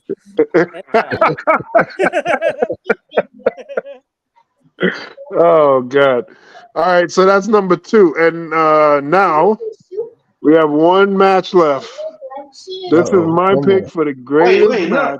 No, wait a minute. What's that? That was your number 2? That was number 2. Yes. Oh yeah. Did you guys give your number 2? No, I'm just going through the motion. Like I get my honorable mentions afterwards. Oh no, I gotta get my number 2. Okay, go ahead. And then number 2 for me, again, the greatest star-making moment. Well, the first greatest star-making moment in WCW history. The first Clash of the Champions, Ric Flair versus Sting. At number 2. At number 2. Okay. Yeah, that's a great match. A time limit draw. A lot of suspense. And that was the match that main evented to go against WrestleMania 4. God, come on, man. That's like the greatest spot to be in.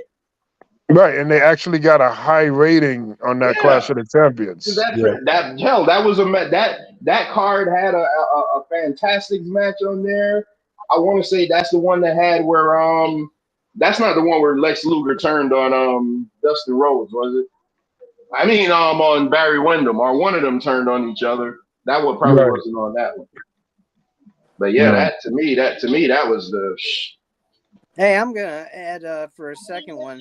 I would maybe argue Stunning Steve Austin. No, not Stunning. Yeah, Stunning Steve Austin versus Too Cold Scorpio. Oh yeah. Too Cold had some great matches too. Matches. Yeah. Oh yeah. Oh hell yeah. Yeah, I mean, there's so many.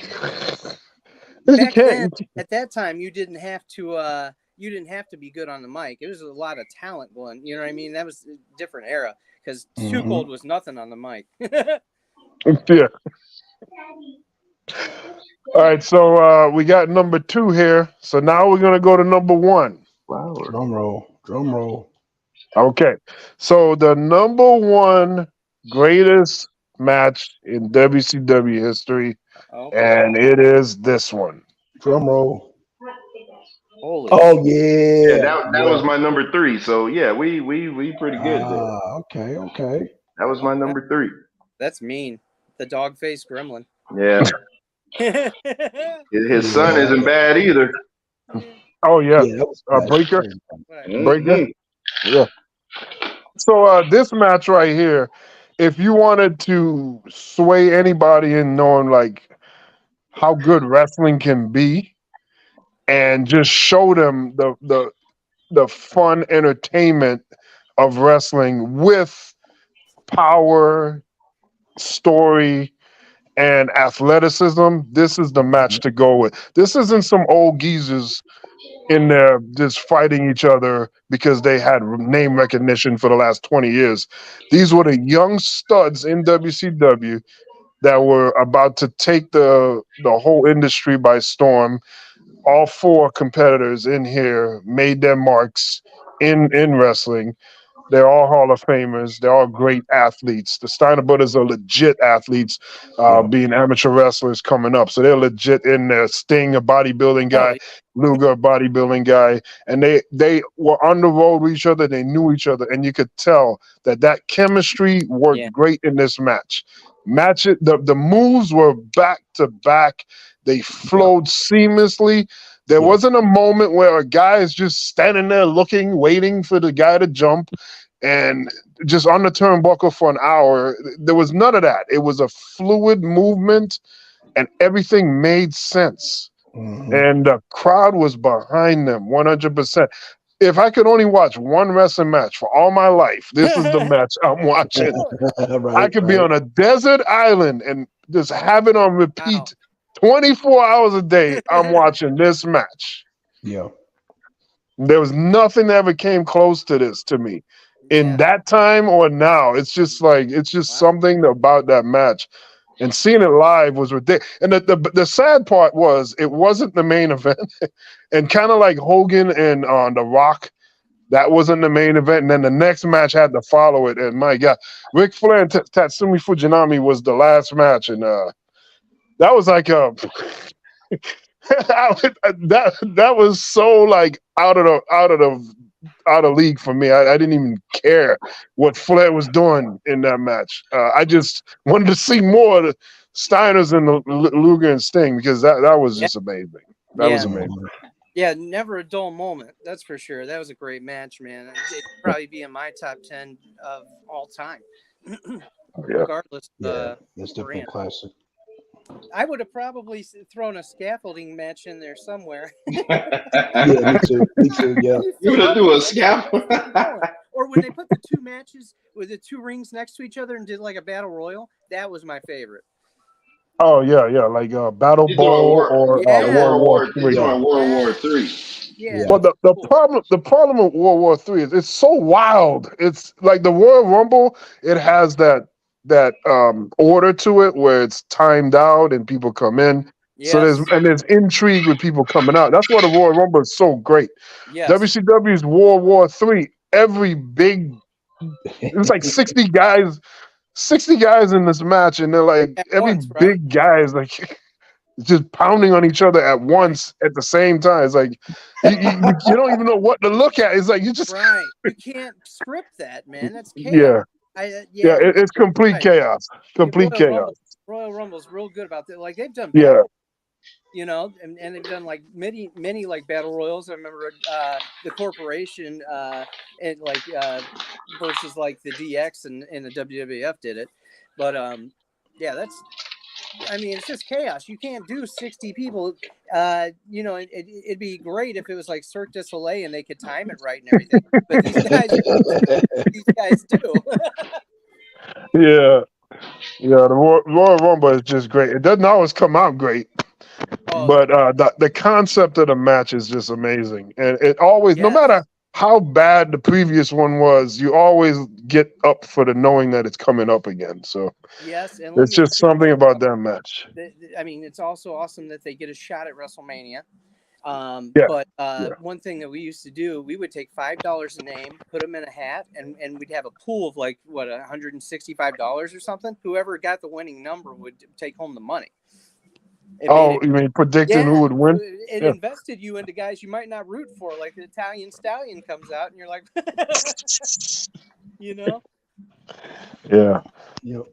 Hey, Blackson, you got any matches that you didn't see in the list? So I'm gonna have to agree with Pac. Like I said, the scalpel matches with Midnight Express were some of the. I mean, they were in. That wasn't. I'm sorry, that wasn't WCW. I'm thinking AWA. I think it's pretty much on par, man. I think I would shuffle some of them around, but I think number. I definitely agree with the number one. Yeah, that's like you said. Just nonstop. Yeah, not a stale moment in it. So yeah, and Steiner Brothers and then you got Sting. So yeah, I enjoyed that period. That definitely that period in WCW. Right. Okay. Yeah. Yeah, I name a few matches like just like you gave your honorable mentions. I'll give some. So Malenko and Guerrero. What was that? Starrcade '97. Yeah. Starrcade '97. Yeah, Malenko and Guerrero. That's a good one. Good event. Benoit and Booker T, best of 7. Oh shit. Oh yeah. Yeah. Oh shit. Yeah, that was awesome. good. Yeah, that was a classic. Yeah. Ooh, that's solid. Let me see. Let me give another one. Lord Steven Regal, Ultimo Dragon, Slamboree '97. Yep. When Sonny Ono turned on Ultimo. Sonny Ono is a shiesty bastard. Yeah, Ultimo Dragon. Sonny Ono is so sleazy. Man. Oh, Sullivan Benoit Clash of the Champion. Now you can pick any one of them matches. I just particularly like Clash of the Champion match. Mm-hmm. You could go with Bash at the Beach. You could go with Great American Bash. I like the Clash of the Champion. Hell yeah. You can also say Ravishing Rick Rude and Ricky Steamboat, the Iron Man 30-minute Iron Man match that they had at Beach Blast, and they also had a match. Y'all show y'all age. Y'all show y'all age. This is how like I'm damn near 10 years younger than y'all. Y'all show y'all age with some of like the old school WCW. That was before my time. You know what I'm saying? Like my time was like 92, 93 on. He was talking about NWA. We were going so far back. Yeah. You know, like y'all. I was shitting my pants at that time. I can't. You know what I mean? Yeah, I was like 10 years old. But I went to one house show in Columbus, Georgia, and I had the honor. Like it was so far back, they were using wooden chairs, didn't have aisles, so he like walked through the crowd when he came out. I got to I mean, walk through the crowd. Robe, man. I'll remember that the rest of my life. Yeah, but that Clash of the Champions match, Sullivan and Benoit. Yeah. Oh, also Flying Brian against Jushin Thunder Liger from Super Bowl 2. That was great too. That's like early cruiserweight stuff. Yeah. Jushin Thunder Liger in general is amazing. Yeah, he's nuts. Oh, I mean, my God. Those used to be my favorite wrestlers, man, because they're just you never knew it was coming, man. Yeah, he had a unique offensive style. Yeah, it's great. It's great to see it. I was just thinking how at Vengeance, where it was ECW versus WWF, and ECW, like it was, it's like the Alliance or whatever they had back then. Tajiri, man, he put dude in a tarantula and fucking. Oh yeah, yep. I remember that. Yep, that was a classic. Van Dam versus Jeff Hardy was that night too. Speaking of the Asian wrestlers, so what do we think about Great Muta going to the Hall of Fame this year? Hold on, y'all ain't let me get my number one. You were so. I thought you had left the room. Huh? I thought you left the room. Oh, go ahead. Go ahead, Trevor. I mean, it's no secret. My number one favorite WCW match of all time, and it's even the reason why we do this show, is Starrcade. Is Wrestle War 19? What is it? Wrestle War 92. The War Games match, Dangerous Alliance versus Sting Squadron. That is. It's funny that would be. It's funny that would be Venkat's 3, and then my 3 would be his 1. But that if it wasn't, honestly, if it wasn't for that match and me and Venkat reviewing it on the podcast, we would have never even thought about doing this Wrestling Wednesday show. That is the greatest WCW match I've ever seen. I watch it at least once every year, just for no reason. It is tremendous. It's like. There's 2 matches that if people ask, because people still ask me this question, obviously, why do you still watch wrestling? There's 2 matches I show them. That's one, and then Stone Cold versus Dude Love at Over the Edge with Undertaker as a guest referee. Those are the 2 matches I show you. You want to know why I watch wrestling? Look at that. That's entertainment personified. Nothing better. Yeah, for sure. You let your daughter learn fighting. What is that? My daughter, man. She. Did any of you guys grow up and have the luck of watching Smoky Mountain Wrestling? Oh yeah, of course. Oh, yeah, I do. that's me. Yeah, Smoky Yeah. Mountain. 3 in the Oh morning. yeah, Smoky Mountain. Yeah, yeah. Yeah, Oh, New Jack. Oh, New Jack. the best. Yeah. That's one of my favorite wrestlers, man. Wrestling. I heard he got in a fight with who did he fight? Oh, Kevin Nash. He tried to start a fight with Kevin Nash over Nash blocking Master P from buying like a wrestling venue, or not venue, but a brand. You know what I mean? He like he intervened to stop the transaction. Oh, really? Yeah. Wait a minute, who? New Jack. He like on site saw Kevin Nash and just went up to him and got right in his face and was dogging him, like saying, you know, that was a real low thing. He was calling him racist and everything like that. You know, because it really happened. Yeah, he really cock blocked him. Like he wasn't the one selling it. He talked the dude out of taking it. Kevin Nash would do something like that. I didn't know he would. I thought he was a good guy, but yeah, that makes him. Yeah, whatever. Kevin Nash is one of them guys that play politics in the back as well. Oh yeah, he's very influential. Yeah, that I'm surprised if you even brought up that shit. No Limit Soldiers in WCW. Yeah, that was terrible. The massive swole and all. The massive swole. That's funny. I always think how Vince McMahon looks like he's on the Prime Suspects cover, and I'm like, that's because Master P went to WCW. That's the other thing too. So he's a big No Limit fan, as well as my brother was as well too. That's kind of the way they met each other on Instagram. Their shared love of No Limit Records stuff. So, you know, but getting into wrestling and rap music and all that stuff, it almost goes hand in hand. Yeah, it does. Mm-hmm. Yeah, because Randy Savage did both for us. Yeah. Be a man, Hulk. Be a man. Who's your guys' favorite wrestlers, each of you? Oh, except yeah, it is what it is. Oh, my favorite is gonna be like Sid Vicious, Big Van Vader. Wow. Yeah, Too Cold, Scorpio. You know, those are people I like. Ric Flair, Triple H, Daniel Bryan. I'm Dusty Rhodes. Dusty Rhodes, yeah, man. The son of a plumber. Oh, hey, Venkat, I do need to do a rant before I go. I see there's. Oh, you want to get on the soapbox? Yeah. All right. You ready now? No, it's not. Get out of here, girl. Yeah. All right. So Trevor's going to get on that soapbox and let you know how he's feeling.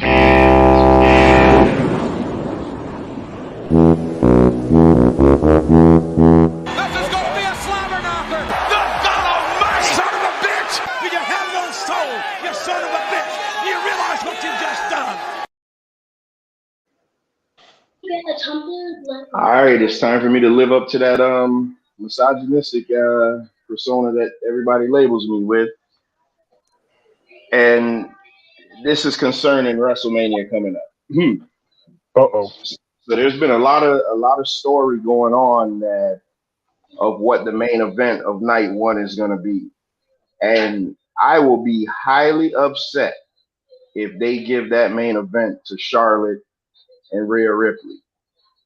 On no universe does that match deserve to main event that first night. If they don't give that main event spot to Sami Zayn and Kevin Owens versus the Usos, which has been Trevor?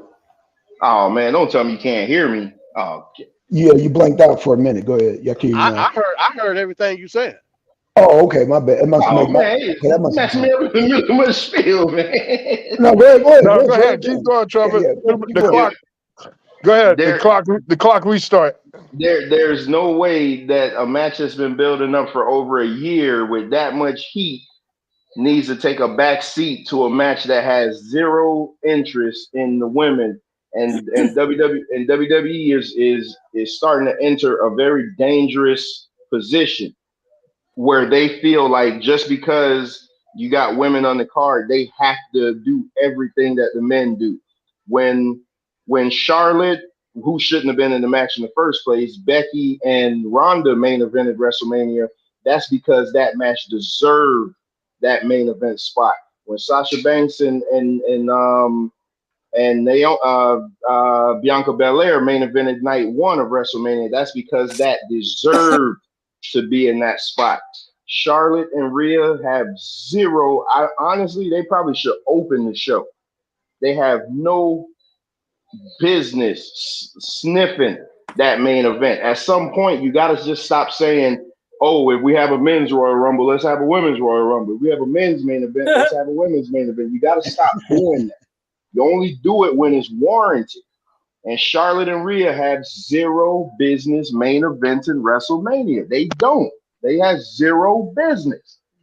Hey, let me stop you right there, Trevor. Which women's title match has the wait a minute. He's on the soapbox. You can't interrupt him. I'm done now. I'm done. Yeah, yeah. He paused, so I thought he was done. Hey, let me ask you a question. Which women's match has the better build-up? None of them. No, that ain't what I asked you. I just said which one has the better build-up over the other. I guess the Charlotte and Rhea. Okay, I just wanted to know. Because the Bianca and the Asuka one is horrendous. That one has none. And they're running in danger of ruining Bianca. They're not going to ruin Bianca because Bianca is a superstar, but they need somebody to beat the brakes off of Bianca. Like I wouldn't be objective to that match going like 10 seconds. I mean, like Asuka just destroying her, because the reason being that smiley baby face just skipping to the ring, she needs an edge. She's starting to become boring. And y'all know I love her like crazy, but that's why I hope they sign Jade Cargill and get her to come over and be like Lex Luthor to Bianca and just like destroy her and like make her get back kind of that EST because she's not the EST now. She's this bouncy girl. She needs to get back to that EST like she used to be in NXT when she had that attitude, but she's still a kick you behind. Because right now, this ain't it. It's not it at all. I agree. And I wasn't saying that to try to imply that they still deserve the main event, because they don't. You know what I mean? But like I said, Asuka and Bianca ain't doing a damn thing for them. And the match might be great. I don't particularly look forward to seeing Sami Zayn and Owens against the Usos. I don't really feel like that's a SmackDown main event. That is not a WrestleMania main event. That's a SmackDown main event. I don't feel like that's really it for me. Of course you don't. It's underwhelming. It is. It's underwhelming. Yeah. And I didn't too much care for those promos leading up to it when they were like, I don't want to be with you, and now I want to be with you. I'm not with it. I'm just saying. Of course you don't. I don't think that match is lighting anybody on fire. I wish that match would have been like on Saturday night's main event, or something like a little mini event going into WrestleMania. Damn, Van Cat. He said, yeah. I wish it was. Time for me to go. No, I'm just saying. I wish it was like a. I just wish it was like something else that was on. And something. Hell, put it on Level Up. Bump it. No, I'm just saying. Just put it on something like that, and then have a altercation that we know it's going to be something that happens. Just put it on YouTube. Bump it. I'm just saying. That's not really anything big to me. Like, it's just. I want it needs to be broken down. The issue really is with Sami and that Uso, that other Uso that they keep going back and forth with him and Sami. I think those two need to have the match. That would have been more interesting to me. I don't need that stupid. Jay Uso. It's Jay Uso. That's what this is all about. They're going to pay off a story that started 3 years ago. Yeah, but I don't want to see that tag team match. I want to see him and Sammy go at it. It's not in the tag team match. That's why I know you don't watch them weekly. WWE just posted. Go ahead. WWE just posted a 2-hour-long Bloodline. I saw that. I saw that. They put on YouTube. I know that. The Bloodline. They did one before that. The Bloodline issue has always been with Jay and Roman. And hell, I don't even know if Roman going to lose his belt now. From what I'm hearing, God, I hope he loses his damn belt. But but the story at some point, Jay and Roman are going to pay this story off. It's been going on for 3 years. Main event: Jay Uso versus the Tribal Chief, because Roman is not scheduled for anything comes after summer. I would not be surprised if they have like a loser, not a loser leaves town, but like a knockdown drag out. So are you saying it's a possibility that Jay might walk out in the match at WrestleMania? No, well, he's not going to walk out, but with him losing, so I don't know if you remember Survivor Series a couple years ago.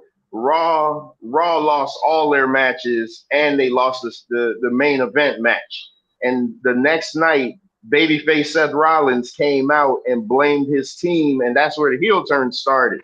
And he blamed the team, even though he was the one that lost the match. He blamed his team for losing the match. And I think that if Roman loses that belt and the Usos lose, he's still gonna kind of say, "Oh, it was all your fault. You guys weren't out there watching my back," or he's gonna make up something. I mean, it's wrestling storytelling. I mean, you've been seeing it for the past 30 years. But yeah, the money is booking. Stale booking. Hey. That's stale booking, man. Hey, hey, they sold out a stadium 2 nights. I wish I was them. Yeah, that don't mean nothing. That don't really mean nothing. WCW was doing well, and then look at the turn that happened. Yeah, that's what I'm just saying. When you make the WrestleMania card is underwhelming. It's underwhelming. Name me one good WrestleMania card. Let's go through it real quick. Let's go through it. No, you don't know it all yet. You don't know it all yet. No, yeah, I mean they're still coming up with matches as it is right now. I'm more interested in Charlotte and Rhea, to be honest, than anything on the card. Of course you are. It's 8 o'clock. I gotta go. I can't listen to no more of this foolishness. I'm serious. I'm more interested in Charlotte and Rhea. I can't listen to no more of this craziness. This is ridiculous. Oh boy. I'm just saying, man. I mean, you at some point, even I was the AEW hater, but God, at some point, you got to realize, like, damn, they are doing a good job. But I mean, okay, Trevor. Since Royal Rumble, do you think that they maintained the same peak and level of interest in this Bloodline story? Do you feel like it's look at the ratings? Look at the ratings. I'm talking about look at the story objectively of what they're giving you. Is that on par to what they were giving you before Royal Rumble?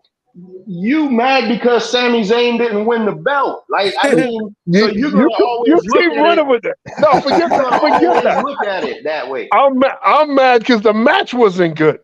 No, you're mad because you came on here and made a whole gripe that they should have let Sami win. Oh Lord! I said when the person that actually watches the product, who knows, hey, Sami never was in line to win that belt. Never. That was never in the cards. As a matter of fact, that whole I ain't even gonna rehash it, but Sami was never in line to win that belt. And I don't even think, man, I don't even want to say it and put it in the atmosphere, but I hope they don't. Go ahead. I hope they don't do what they're planning, what I think they're planning on doing, man. Trying to get Roman to 1,000 days, man. Of course that's what they're doing. Of course that's what they're doing. That's unnecessary. That doesn't mean anything. 1,000 days, you'll never top Bruno. You'll never top Hogan. You'll never top John Cena. Nope. It doesn't matter. So who cares about 1,000 days? He had the belt for 3 years. Yeah. Right.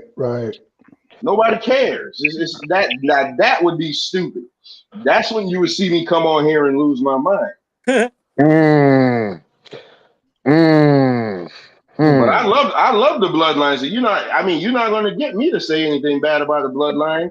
I don't think that the bloodline storyline is really captivating since the chair shot at Royal Rumble. I think it's been dissipating, and I'm just saying. I think they go out there every week and they're trying to make it interesting. Sometimes Roman Reigns is out there and he adds a little spice to it, but I feel like it's not as. Like, I remember, like, thinking, oh, my God, man, Sam, you heard me before. I'm like, Sammy's there. This is great. He's give him everything. I'm like, it's awesome what's going on. And I like Jay and how he gets on the mic and he starts talking, and it just feels fresh. I think right now, it's like Jay's reactions seem to be, like, delayed reactions. Every time I see him talking or saying something, I'm like, he should have said that back in January. It just feels like off to me. And we'll see at WrestleMania what happens there, but that tag team match ain't really nothing. I'm not looking forward to it. And I'm not wishing Cody Rhodes anything. What you looking forward to? The Young Bucks and whoever they do 100 super kicks to? Yeah, well, hey, the Young Bucks ain't the one that's saying they're the best in the world like they are. And the Young Bucks isn't the one with the pressure on them. They got to deliver. So I think they underperformed in the last pay-per-view, and now they're going to go to WrestleMania. Yeah, you got your dollars now, but for how long does it go until somebody starts realizing that they're not getting the best? So their business is good right now, but if you frig up enough, as WCW did, you'll find out that things could turn real quick. I'm just saying, it just doesn't look good. And then plus the company's up for sale. So like there's all this other activity going on. I don't think their minds are on this. Putting WWE out of business next year. I thought it was I don't want them to go out of business because that will destroy wrestling. Yeah, exactly. They don't need to be out of business. I don't need them to be out of business. Yeah. I need them to do good business. The most profitable company in the world out of business right now. Just because they didn't give a guy a title that he thought. Oh Lord, this guy, you really running with that narrative, man? Like that's where we are now. I thought a Saudi Arabian dude bought it. It was sold. I wasn't sold.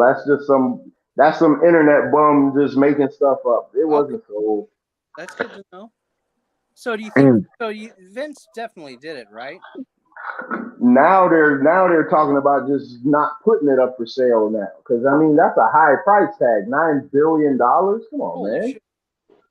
Do they?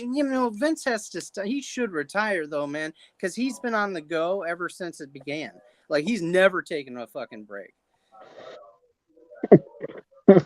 Well, he had his molestation break. He just came off of a molestation break. No, you can't. No, you gotta be careful with that. You can't just throw them type of charges out like that. The man have never been thing there for no molestation. Don't do that. Yeah, don't say that. You can't say stuff like that. That's crazy. You can't say stuff like that. That's making some crazy ass allegation. Don't do that. It's not far fetched. It's not allegation. At least with me not on the panel, because that's straight. Yeah, don't do that, man. That's like you don't have no grounds for that molestation. Come on, man. The guy had indiscretions. You don't have no molestation. You can't say that. You can't say stuff like that. Hey, Trevor. So check this out. Do you see the payoff being against the bloodline in both matches? Do you see that happen? Like realistic? No, that's why I'm thinking they're gonna keep the belt on Roman. Especially with them, how close he is to this 1,000-day. I wish he wasn't so close to the 1,000-day thing. But because Vince is putting his input back in now. Yeah. He haven't taken control, but he's putting his input in. So once I heard that, I'm like, oh boy. Yeah. Well, I told you I wouldn't have gave Cody a title shot this early. I would have waited until next WrestleMania. That's being me because of the injury. if not for the injury, maybe I can see it. But, I mean, you coming off the pec like and just winning the Rumble and then going around. I wouldn't have did that. Did you hear what Roman said to him Monday? No, I didn't. Man, Roman cut him to piss, boy, but Cody came back. Yeah, I did. I heard it. Roman said you came back here and you got over and then your little peck gave out on you. I'm like, oh man. Yeah. Roman Reigns is bad. He's the best, man. I just wish he didn't have that belt. Oh yeah. Yeah, when he told him he went and started his company and then he couldn't get over there. Yeah. What a crazy. Yeah. Crazy. Isn't it weird though? They're doing all these AEW references. They never used to do that. They would never acknowledge. They don't have a choice, bro. It's Cody. They ain't got no choice. Yeah. Like, it's a perfect storm for WWE. Because they would never do this. Never.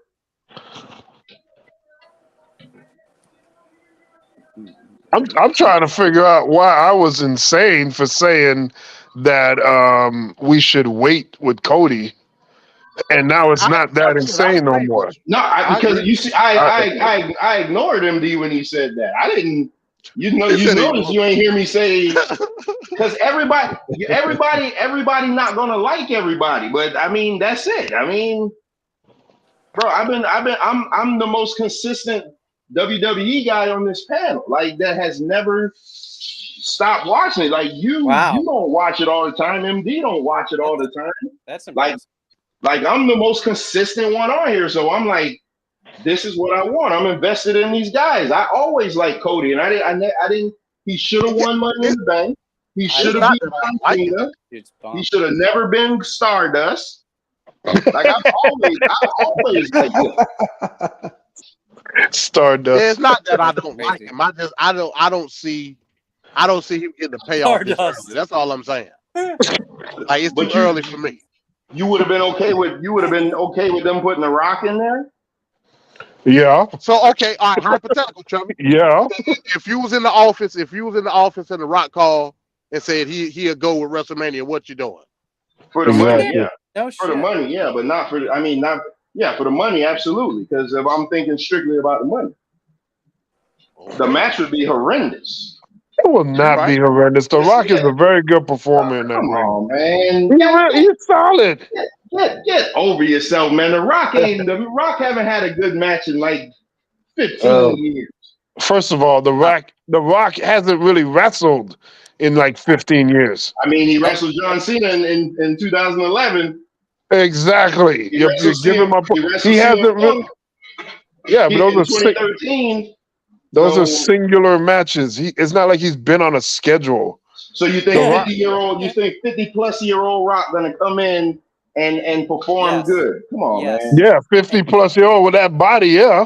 Yeah, I think he could do it. More muscular than he's ever been. He never was that big in wrestling. Come on, man. Oh, he's gonna kill it. Hey, Trevor, what you think about his daughter in NXT with a big teeth cell? What you think about her? I don't. Whenever Schism comes on my TV, I change the channel just because I don't like the fact that they have the Grizzled Young Veterans in that group. The Grizzled Young Veterans should be somewhere being champions and not doing something stupid like that. So I refuse to watch them whenever they come on. So when I saw one thing with them, and like I was like, nah, this ain't it. Yeah, I can't watch that. She literally can't. She can't close her mouth. Just watch her. She cannot close her mouth. Like literally. She looked like one of the Obama daughters. The tall one. Yeah. Yeah, like her teeth is huge. I don't know. Yeah, I mean, she's a cute girl. Like she cute, but she cannot close her mouth at all. She got double knee replacement surgery before she ever hit the ring. Like. Jeez Louise. Like, how long did she play? Did she play? She played basketball, right? Yeah. Oh. Yeah. Oh. Like that's like Kevin Nash though. That's like Kevin Nash. He played basketball and had knee surgery as well. That's why. Yeah. And what's the other Samoan girl? Not Nia Jax, the other one. Nia Jax played basketball. Yeah, she played basketball too, but the other one got 2 bad knees. She played basketball. What's her name, y'all? What's the Samoan Superfly daughter? Oh, Tamina. Yeah, Tamina. Tamina play basketball? She played basketball. Her knees is jacked up too. She's a beast. She wears 2 knee braces when she wrestles. No, why? Have we talked about Superfly being a murderer here? Yes.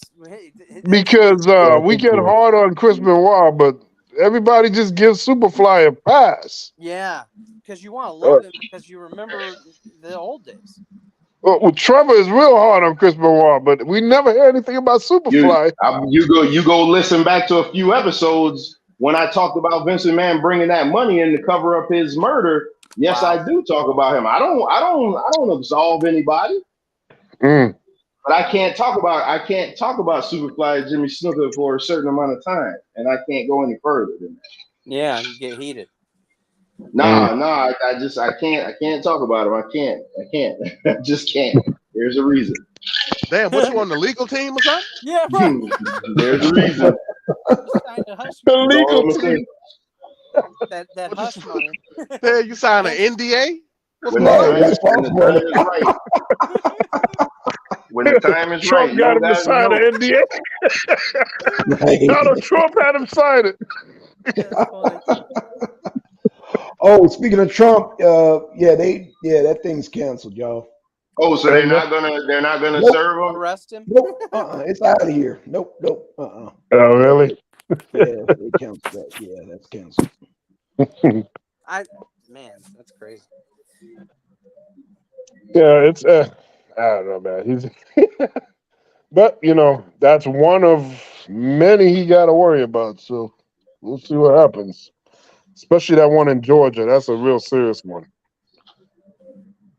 Well, this one with Stormy Daniels, they were reaching for straws because it was actually, according to Judge Palatano, it was actually a misdemeanor, but they were trying to turn it into a felony. So yeah, that was a no-go. What's going to happen with the Putin getting arrest warrant? That's more symbolic too. That's a symbolic thing. They can't really do anything with Putin. Hey, but it's funny. Oh yeah, no. They're not gonna fuck with Putin. Yeah. That's. I mean, Putin can run to America, and they can't touch him because America don't recognize that shit. Because I remember that's the same court that gave a warrant for Dick Cheney and Bush. So yeah. No way. Yeah. That's silly.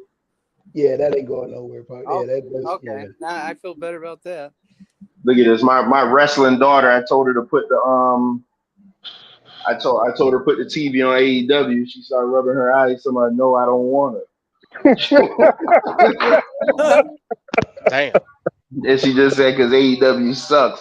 It's been God. Except their top guy bleeds too much. If he sneezes, he bleeding out his ears and everything. But that's only because she doesn't know though. She doesn't know about the characters and the people on there. That's why. Now I ain't gonna front. I am intrigued to see if they're gonna do a fatal 4-way with these four pillars, quote unquote, of AEW. I think that's what they're leading to. The 4 pillars match. Who's this on the screen? Who's this on the screen here? Who's this on the screen? I know. I don't know who that is. I'm looking at it. Because they're talking about Superfly murder. Yeah, they want to know why Trevor can't talk about Superfly. Yeah. Right. I just can't. He just can't. And then he's talking about Chris Benoit here on this one. Yep. Yeah, I don't know. But I still feel sorry because he killed himself. But it's a mental issue. Maybe he knew something that I did not. I don't know. Oh, yeah. TK Broad. So yeah, like I was saying, Trevor. So you ain't interested in this what they got going on with MJF and Sammy Guevara and I keep hearing pieces of it. That's why I want to watch it so I can see what's building up. Yeah, because they call them guys the 4 pillars of AEW. Yeah, because they're like the original. Yeah, AEW originals or whatever. So I guess they trying to lead something up. I don't know If they're gonna try to do like a fatal 4, I don't know. Is Darby in it? Yeah, Darby, Okay. Darby, Jungle Boy, Sammy Guevara, and MJF. Okay, because I was about to say you can't. I mean, as much as I think he's guarded, you can't have that without Darby Allin. Though that's like they consider them the 4 pillars. So yeah, but like I said, I don't watch it like that. I did see that little clip though from last week. Well, we and that's appreciate your support, I bro. haven't caught up on it. I just want to apply to that the TK Broad. Appreciate your support on the channel. We appreciate it. Yeah, go ahead. I'm sorry. Go ahead. But yeah, I'm interested to see it. Like I said, bro, MJF growing on me, man. I ain't gonna front. You know what I mean? He growing on me, man. Okay, what do we think about what MJF did at the match where he threw tequila in the boy's face? It's like a 10-year-old boy or whatever. They just threw it. That's like DiBiase was that throwing tequila? the $20 on you if you did the push-ups. Yeah, he threw tequila in liquor. That would be like illegal, wouldn't it? Yeah. Yeah, it would. Right. Yeah. And they're saying that the kid wasn't part of the show, so he was not. No, he was not. Oh wow. So now, if that was a hood mama, and she don't know what the hell going, I don't give a damn what's going on. Yeah, I brought my son to the wrestling match, but like, you ain't finna use me as no stick. So Ric Flair was asked about this, and he was not okay with it either. He thinks that you don't need to do stuff like that. He said Flair wanted to drink it. He said if anything, he would make the crowd so angry at him that they would throw tequila on him. But he doesn't think that anyone should be throwing it. No wrestler should really do that to the audience. Why did he do it though? Like, who did he try to throw it on? No, he wanted to throw it on the boy. That was it. Oh, no. He's pushing the heel image to that point where he's doing that and during that match. Yeah. So the match is like a 5-star match, but the one thing that people are moaning and groaning about is that moment.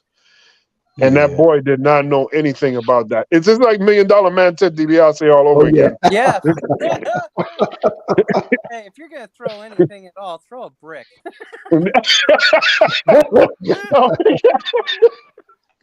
Might as well. Yeah. Might as well.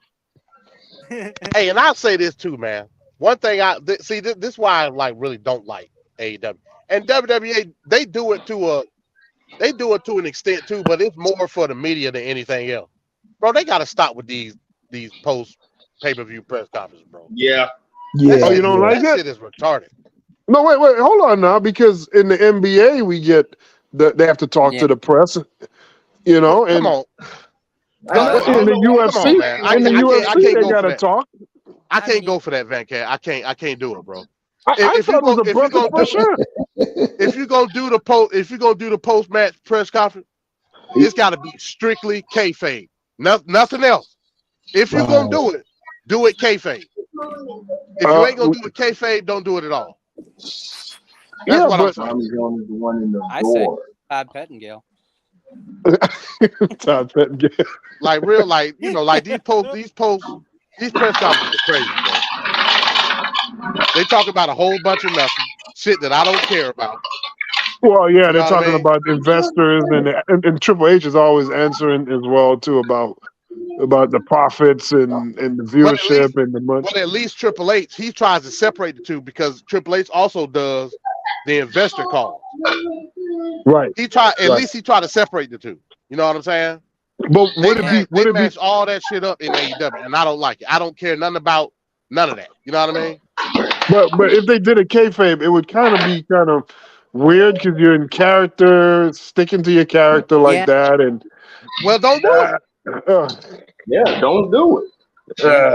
I used to think about like I would watch like Clash of the Champions, and then some big developments will happen, and I'll be like, damn man, I wish there was like a post show to update us on what the hell just happened, And I always wish that they had that, and now they got that. But maybe I don't think it's a bad idea to have like a follow up.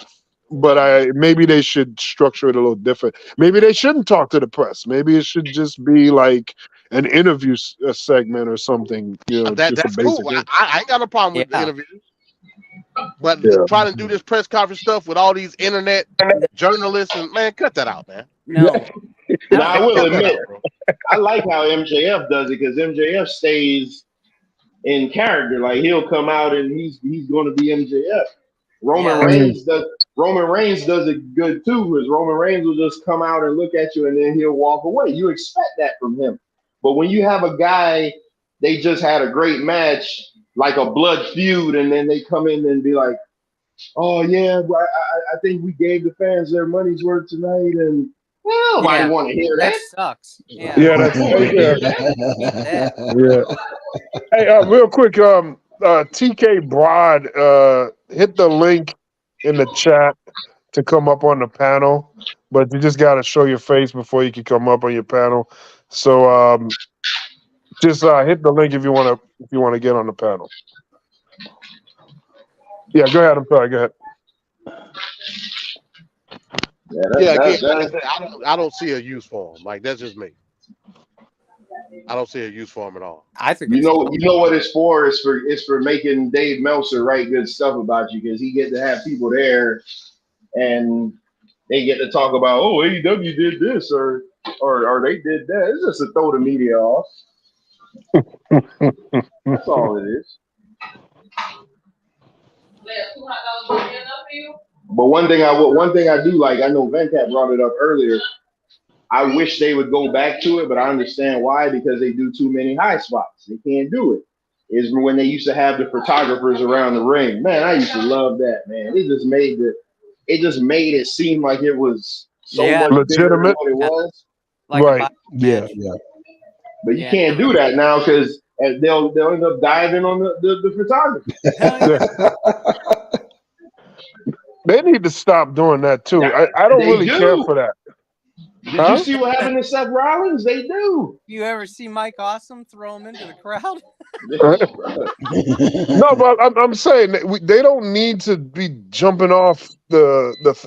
No more tables getting knocked down. No more jumping off. No more of that crap. Get in the ring and just wrestle, man. Monday, Seth Rollins, it could have ended so bad for him Monday. Oh, Lord. Jake Paul's guy pulls him off the table. So now Seth has to pivot because he can't jump on Jake Paul on the table now. So Seth decides to do a moonsault and onto two of Jake Paul's Logan Paul's security guards that don't know what they're doing. They don't know how to catch him. So he overshot them. And if he wasn't Seth Rollins, he would have fell right on his head, and it would have been donezo. It would have been it. Oh wow! Girl, they gotta stop doing that, man. Yeah, those risks are. First of all, it's so stale and tired. We don't need it. It's been done already. Move on with that. No doubt. So the risk doesn't match the reward. Right. So they need to stop it. That's why when I'm always talking about these high spot guys, y'all think I'm not complaining, but I'm from a time where wrestling, you just used to stay in the ring. Look at the match we was talking about, Vader and Flair. They never left the ring. Because it would be lame when they did. Like, bro, they never left the ring. Macho Man made it good though. Macho Man would just jump over the rope. He would never be doing like a bunch of stupidness, man. These guys. No, you're right. The only people I need to see leave the ring is Cactus Jack, the Nasty Boys, and Max Payne. So they can splat that concrete. Oh Lord! Have New Jack in the ring, and I got another one for you, Hardcore Holly. Hardcore Holly. I don't know, man. I kind of disagree with that because AAA used to have photographers all over the ring. Oh wow! You know, that's that type of wrestling though. That's not American. But I mean, they wasn't doing topes on photographers, though. You know what I mean? Oh Lord. Yeah, that's epic. Thinking of like WrestleMania 3 when he slams Andre, all the cameras going off. That's just like Exactly. Felt like a Mike Tyson fight, man. In fact, it was bigger than that. It had like 93,000 in the Allegedly. Oh, I knew it. You didn't even get the 5 seconds. You Allegedly. didn't even get the 5 seconds before you had to talk crap. Go plug this. Allegedly. Allegedly. That sounds like somebody talking about the No, plug it in the room. Allegedly. He'll say allegedly for that, but he won't say allegedly for the molester comment. You see how that goes? Are you saying that there weren't 93? Like, where do you think it was? No, it's probably about 70. 93,000. It's probably about 70. Exactly. The Silverdome, that's what it was, right? Yeah, it was about 70,000. It was about 70. I don't know why they had to work the number though. The 70,000 is a good number. It is good. It is good, but that people are standing. they're just lame. The WWF is just lame like that. That's what they do. It's always conspiracy. Really? It's always that. You're right. That's how it's No, always been, right? don't co-sign with him just because he invited you over here. You don't have to co-sign with that. Yeah, well, I like a good conspiracy theory, man. And after hearing about Vince and Macho Man and Stephanie, like anything goes at this point. So let me ask you a question. Hulk Hogan tells the WrestleMania 3 story like 100 different ways. Every time he tells it, Andre the Giant weighs 10 pounds more. So at this point, Andre the Giant is like 700 pounds, 8 foot tall. So he's working the story. Yeah, so 8 feet tall. So from what I hear from Dave Meltzer says that and I don't listen to Dave, but I mean I agree with this. He said that no, it wasn't Dave, it was Bruce Pritchard. They said that the attendance number is part of the work. Like it's just a work because it ain't really no way for you to tell. So they can just make up anything. Wow, I didn't know that. Yeah, Bruce Pritchard said that it's part of the work. Like so I think they over exaggerated by to over exaggerate by 20,000. I love you. Brother love. Oh yeah. That's funny. Yeah, I think Andre, Hogan be like, oh yeah, brother, he was like 600 pounds. But I saw him on Johnny Carson. He showed the evidence. He lifted his arm and showed this divot inside his chest, on like over by like underneath one of his nipples, and he has like it's indented because he pulled something slamming Andre, and I mean it was deep. It was messed up. You believe that if you want. That wasn't. Yeah, that could have been from anything. That could have been from a different match or something. But he had a rib removed. just like at WrestleMania 9 when Macho Man punched him in his eye, they said that he was in a skiing accident or some type of jet ski accident which caused him to get the black eye. Man, please. Skiing Sonny Bono over here. Yeah, Hulk Hogan is all the work, brother. That's all it is. Well, Jim Cornette made a whole. It was like a 3-hour show on Hulk Hogan's lies. I got it saved. I didn't watch it yet, but I got it saved. Yeah, I mean a whole show on lies that Hulk Hogan have said. It's crazy. Yeah, it's good. But you think Jim Cornette isn't a liar? Oh, I'm sure. I mean, yeah, I'm sure he is too. But I like Bischoff. He's telling the truth somewhere. You guys everybody Bischoff tells a good story, man. He always seems pretty honest. Nah, everybody. There's all the work, man. The wrestling business.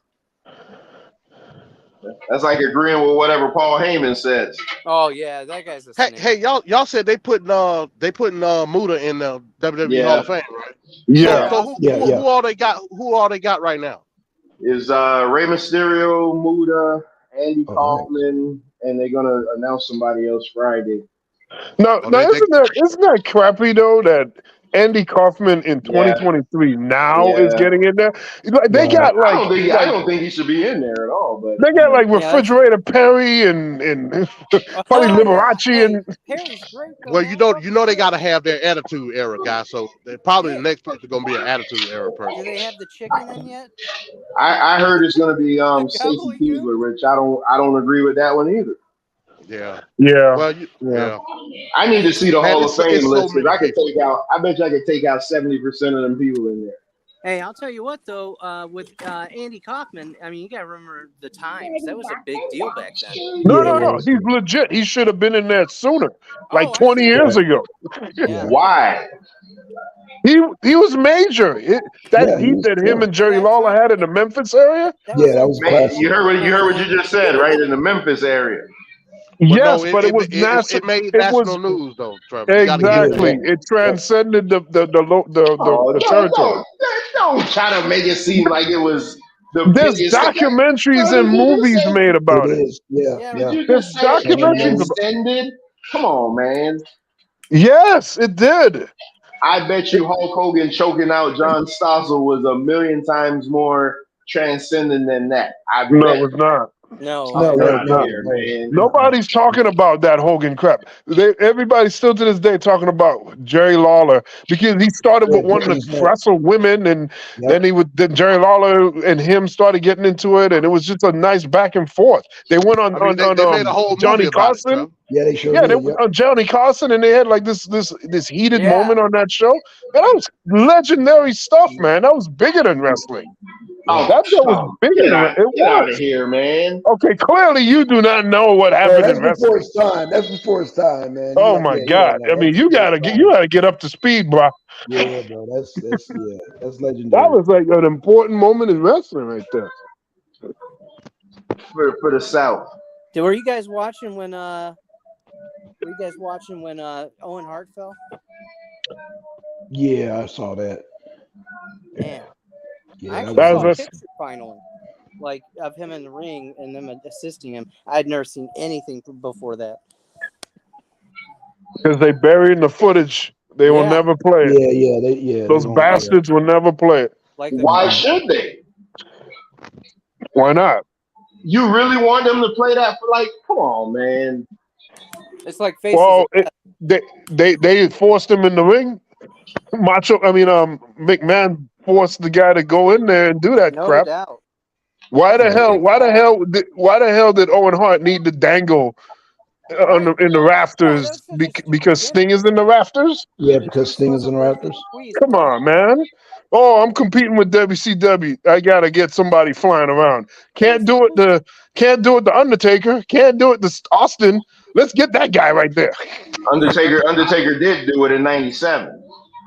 But don't let a good story get in the way of the facts. Oh Lord, here we go. Did Undertaker do it on the show? He did it on a pay-per-view match. You're making it seem like he was the only one who didn't come down. He did it on a pay-per-view match in 1997 against Mankind. True He came down out the rafters, hooked up to that zip line thing. Shawn Michaels did it in '96. You acting like it's new, like it's never been done before. You're trying to make it seem like nobody ever did it, and Vince McMahon did it earlier in the day. Come on, man. Yeah, it was an accident. They need to was an settle with his accident. wife, and so he could be in the damn Hall of Fame. That's what they need. Yeah. If anybody need to be in there, and he need to go in by himself. He don't need to be in there with nobody else need to go in with him. Make him just be the headliner, and that's it. You're making it seem like shit happens. Like when the building down here fell, in Miami a couple years ago. Who you gonna blame for that? You gonna blame somebody for that one? Yes. There was repair that wasn't being done in the time, and Am I crazy in saying that if you don't do certain repairs and then down the road the damn thing crumbles, that maybe that might have had something to do with it? That don't just happen. You blame the rigging company. You don't blame. You can't. How you gonna blame the promoter? So you blame you know why I blame the promoter for Perro Aguayo dying in the ring too? I blame him because Owen Hart said he didn't want to do it. I'm like, come on, man. Come on. Get out of here with that. Owen Hart said he didn't want to do it. He felt like he had to do it. They were pretty much insinuating he needed to do it. Can anybody make you do anything? No. The same. It's in the thing. Can anybody make you do anything? That's a good point. Can anybody make you do anything? I don't have anything to do with it. Can anybody make you do anything? People can make people do a lot of things. There are people that do things all the time because Owen Hart was leaving wrestling and he was saving his money and he was setting up himself to be with his family and whatnot. So he didn't want to leave. Why did Owen Hart not leave? Stop regurgitating what you hear people say. You sound like the damn documentary. His wife is saying that on the freaking documentary. You legit just repeat. You sound like everything you said. I knew where you got it from because I'm playing the documentary in my head. You legit just repeating the documentary. You sound like a damn parrot. Like you just repeating. I hate Vince McMahon. Oh God, I don't like Vince McMahon. You took him out. So I'm supposed to just not listen to his wife saying the things that he said leading up to the fall. That doesn't matter, right? Or members of the family saying that this is what he was working on during the time he fell. That doesn't matter either. But the booker, the guy that makes all the money, long after this guy is dead and gone, still making money, I'm supposed to just absolve him from any friggin' criticism. Because it's Vince McMahon. And it's not a good look if I bash Vince McMahon. Fuck that. I don't bow down to Vince McMahon or anybody else. That's a big business guy. Fuck him. That guy took a fall I forgot. needlessly. You love. I forgot. You hate. What's I that? forgot. You hate like successful people. I forgot about that. Oh Lord! Oh, here we go again. Twisting things. You don't like the big business, man. I forgot about that. I forgot. No, I don't like shysters and con artists. That's what I don't like. I don't like people stepping on the little guy to get up on the top. That's what I don't like. I don't glorify people that are bastards that use and abuse people, and then when something bad happens, they just point the other way. So who's the hypocrite? I said, but yet you watch his product every week. Who's the hypocrite? Hypocrite. Who's the hypocrite?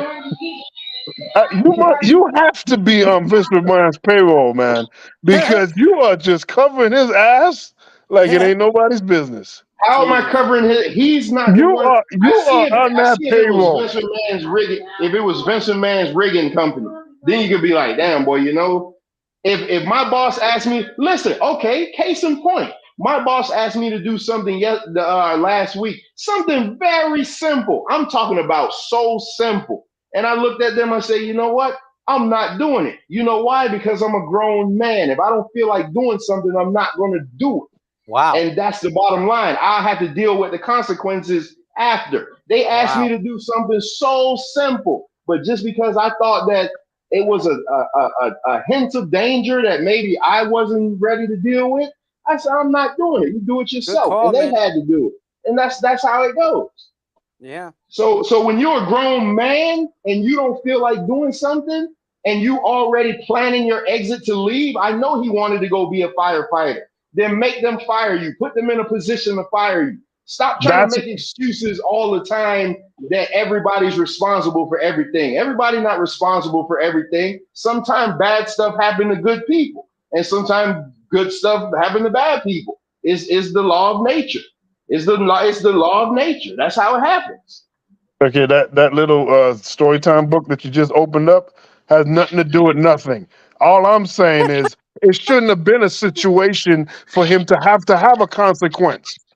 It shouldn't have been any kind of consequence for saying no or whatnot.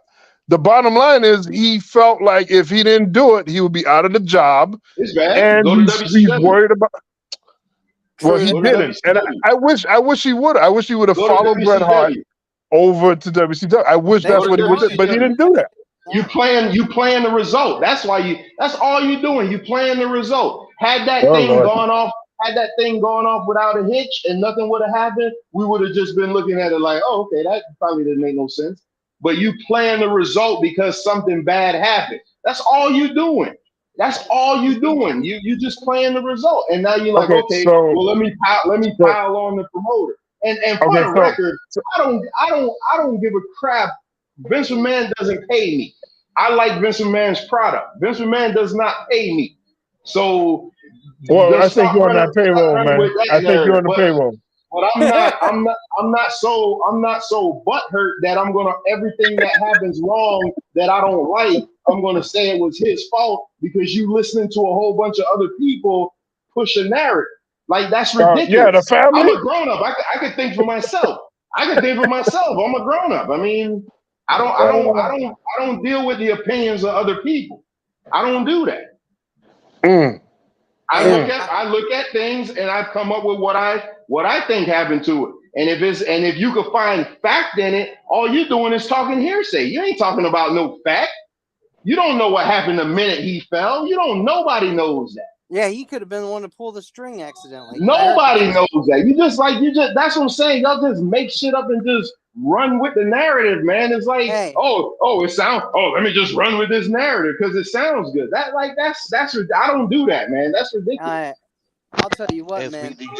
My buddy came into work one day and they told him to cut some wood on a table saw, and he'd never used one, so he went outside, put it on the ground, and he was cutting a piece of wood, and it shot out and hit his shin, knocked his footing out, and he put his hand down and cut off 2 of his fingers on the saw blade because he was never trained how to do it.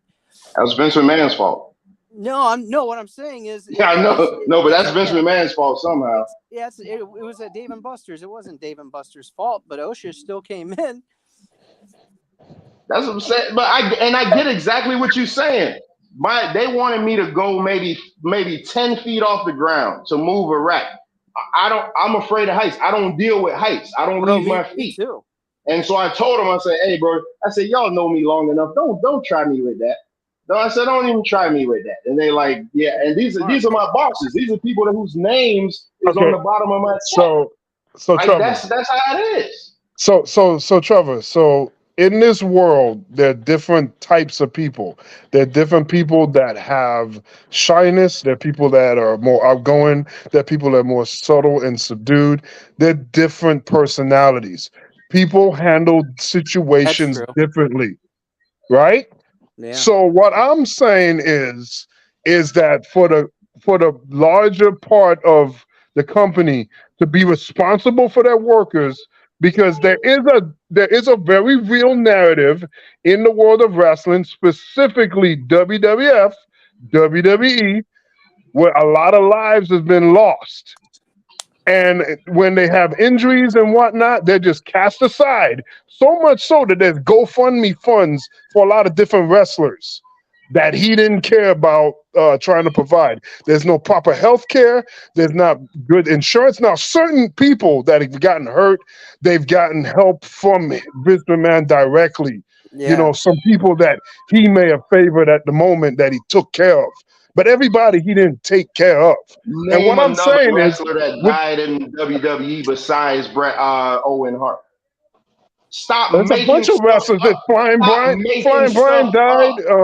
Eddie Guerrero died. Died because of drugs. Oh my God. Stop making stuff up. You're trying to make it seem like this. No. First of all, that's not made up. Flying Brian died. He died of drugs. Does the WWE have a wellness policy? Does the WWE have where was the wellness policy with this guy high on drugs? I can't. Yeah, this is. No, ridiculous. I'm just saying. Like you're acting as if it's not a real thing. No fact. This is what you call nigga babble. What you doing right now? Lord. This is what this is. Like for real. Oh no, he hit it with like you legit. This is ridiculous, man. Just to prove a point. Hey. Just to prove a point, you're gonna go and try to put everybody that died on this company because they made terrible decisions in life. Come on, man, get out of here, man. They should. You can't do that. They should do like the NFL. Okay. You like legit trying to put every death on this company. Blame the Okay, people so for being irresponsible. That's what are you they do. okay? So when you look at a wrestler's life with the excessive amount of time on the road, we're talking 300, Man, 300 whatever, plus. man. No, listen, I'll see y'all listen. next week, man. I'll see y'all 300, next week. 300 days on the road, right? I'll see y'all They next have week. injuries that they got in the ring. A lot of them go to painkillers. Do They get something hooked on else. painkillers. Do something else. Do something else. Do a You new sound profession. Do a sound different silly. profession. Oh Lord, here we Do go. another profession if you Hey, can't I handle heard, it. I Do heard he another did profession. Viscera dirty, man. Do Like another just for profession. example, I heard he did. The life of a professional wrestler is way more different and much more occupational hazard than a lot more of professions. And the Yeah. fact that so many wrestlers have died over time, and a lot coming out of WWE They should have a under union. their watch. I'm just saying we should have probably been a little bit more careful. And so with Owen Hart, that's just pure Hey, negligence. we should have never Do started something throwing different. bricks at their head. Oh Lord. Just Do stop. something Stop. different. How about this? Stop doing drugs. How about that? How about that? You Stop sound like shooting up. you sound like Nancy Reagan and the nonsense. You literally bring drugs into the country and then you tell kids say no to drugs. You sound like Nancy Reagan. Stop doing drugs. Stop being an irresponsible adult. Think about your kids. Think about your kids. Stop being irresponsible. Right. Stop being irresponsible and stop trying to blame everybody for your mess ups. How about that? Why don't we stop putting mud holes for people to fall into and give everybody a fair share to be able to have a safe, productive life? Hey, try running the country on those stupid ass ideologies what you just said. It's stupid to be safe. It's stupid to be safe. Wow. I mean, there's nothing in place, but you very well should organize to have like a union or a retirement thing to take care of the Which got killed. Jesse Ventura was working on a union, and Hulk Hogan went to Vince McMahon and said, "You know what, brother? Jesse back here trying to get the guys together to form a union." And that got squashed in the early 80s. He was doing that. And here it is, 2023, and they still don't got one. So what does that show you? What does that show you? And they still working for him. They still working in wrestling. They're still working in wrestling. So there you go with your union. There you go with your union. Until you're in it, you don't know what these guys are willing to go through. Like you just looking on the outside, looking in. You can't say what they're gonna do. Yeah, right. You can't say what they're gonna do, because if they hated it that bad, then they'd leave the profession and go do something else. The day they tell me I'm taking a stink face, I'm quitting. It's easy for the guy that's not in it to always look and say what somebody should have done. Sure. Meanwhile, the guys that's actually doing it don't seem to have a problem with it. What are you on crack right now? They constantly have problems with that. Wrestlers have come up. And here's the thing too: all the guys that you always talking about that's you bringing up all these old dead wrestlers and stuff. Look where they were when they died, working for somebody else or doing something crazy. Or come on, man. When Mike Awesome killed himself, he was a realtor. Who you gonna blame that on? He was a realtor selling houses. Oh no, but that's the wrestling business. Let's blame Paulie Dangerously for booking him in matches against the crazy Japanese guy. Come on, man. Yeah. They know the risks that they taking. Just like the NFL players. They know the risks that they're taking. Like it just seems like to me that you're just okay with people in hazardous work conditions without any sort of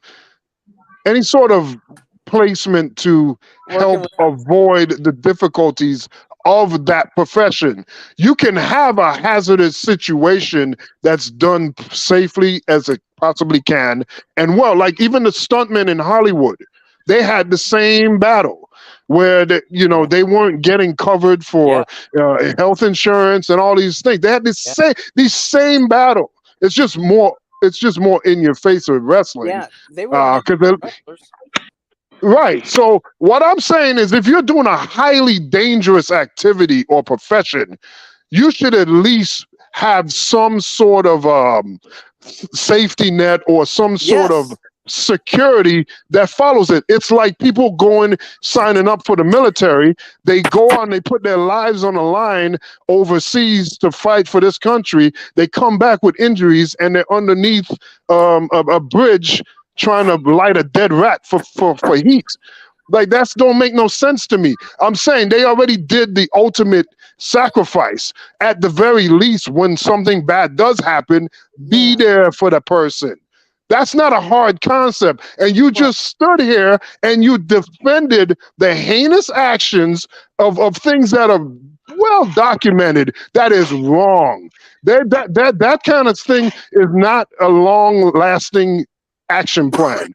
To run through wrestlers, move on to the next. Well, last week on the show I played a clip of Bret Hart saying when he got kicked in the head by Bill Goldberg and the end of his career, he said WCW just kept cutting his pay every week by half until there was nothing left. Why you not railing against them? I have the same goes for them, but no, I didn't stutter. I didn't stutter. And again, you latch on to little insignificant pieces of information and you halfway tell it, and then when the rebuttal comes, you gaslight it. And what I'm telling you is WCW isn't in business right now, so it's irrelevant. Vince McMahon is, so that's why we're talking about him. And the other thing is, if WCW was and when they were doing it, I'm not cool with that. This goes universally across the board. But the big chief in control right now is Vince McMahon. And it's kind of disingenuous to pretend that it isn't. You literally just said, why do you not mad about WCW? Is WCW running? No, it's not. So why would I waste my time talking about that? I stay on the subject. Save the world and try to be Mr. Oh, Hero. Lord, we're going to save the world. Dude, and you tell millionaires, what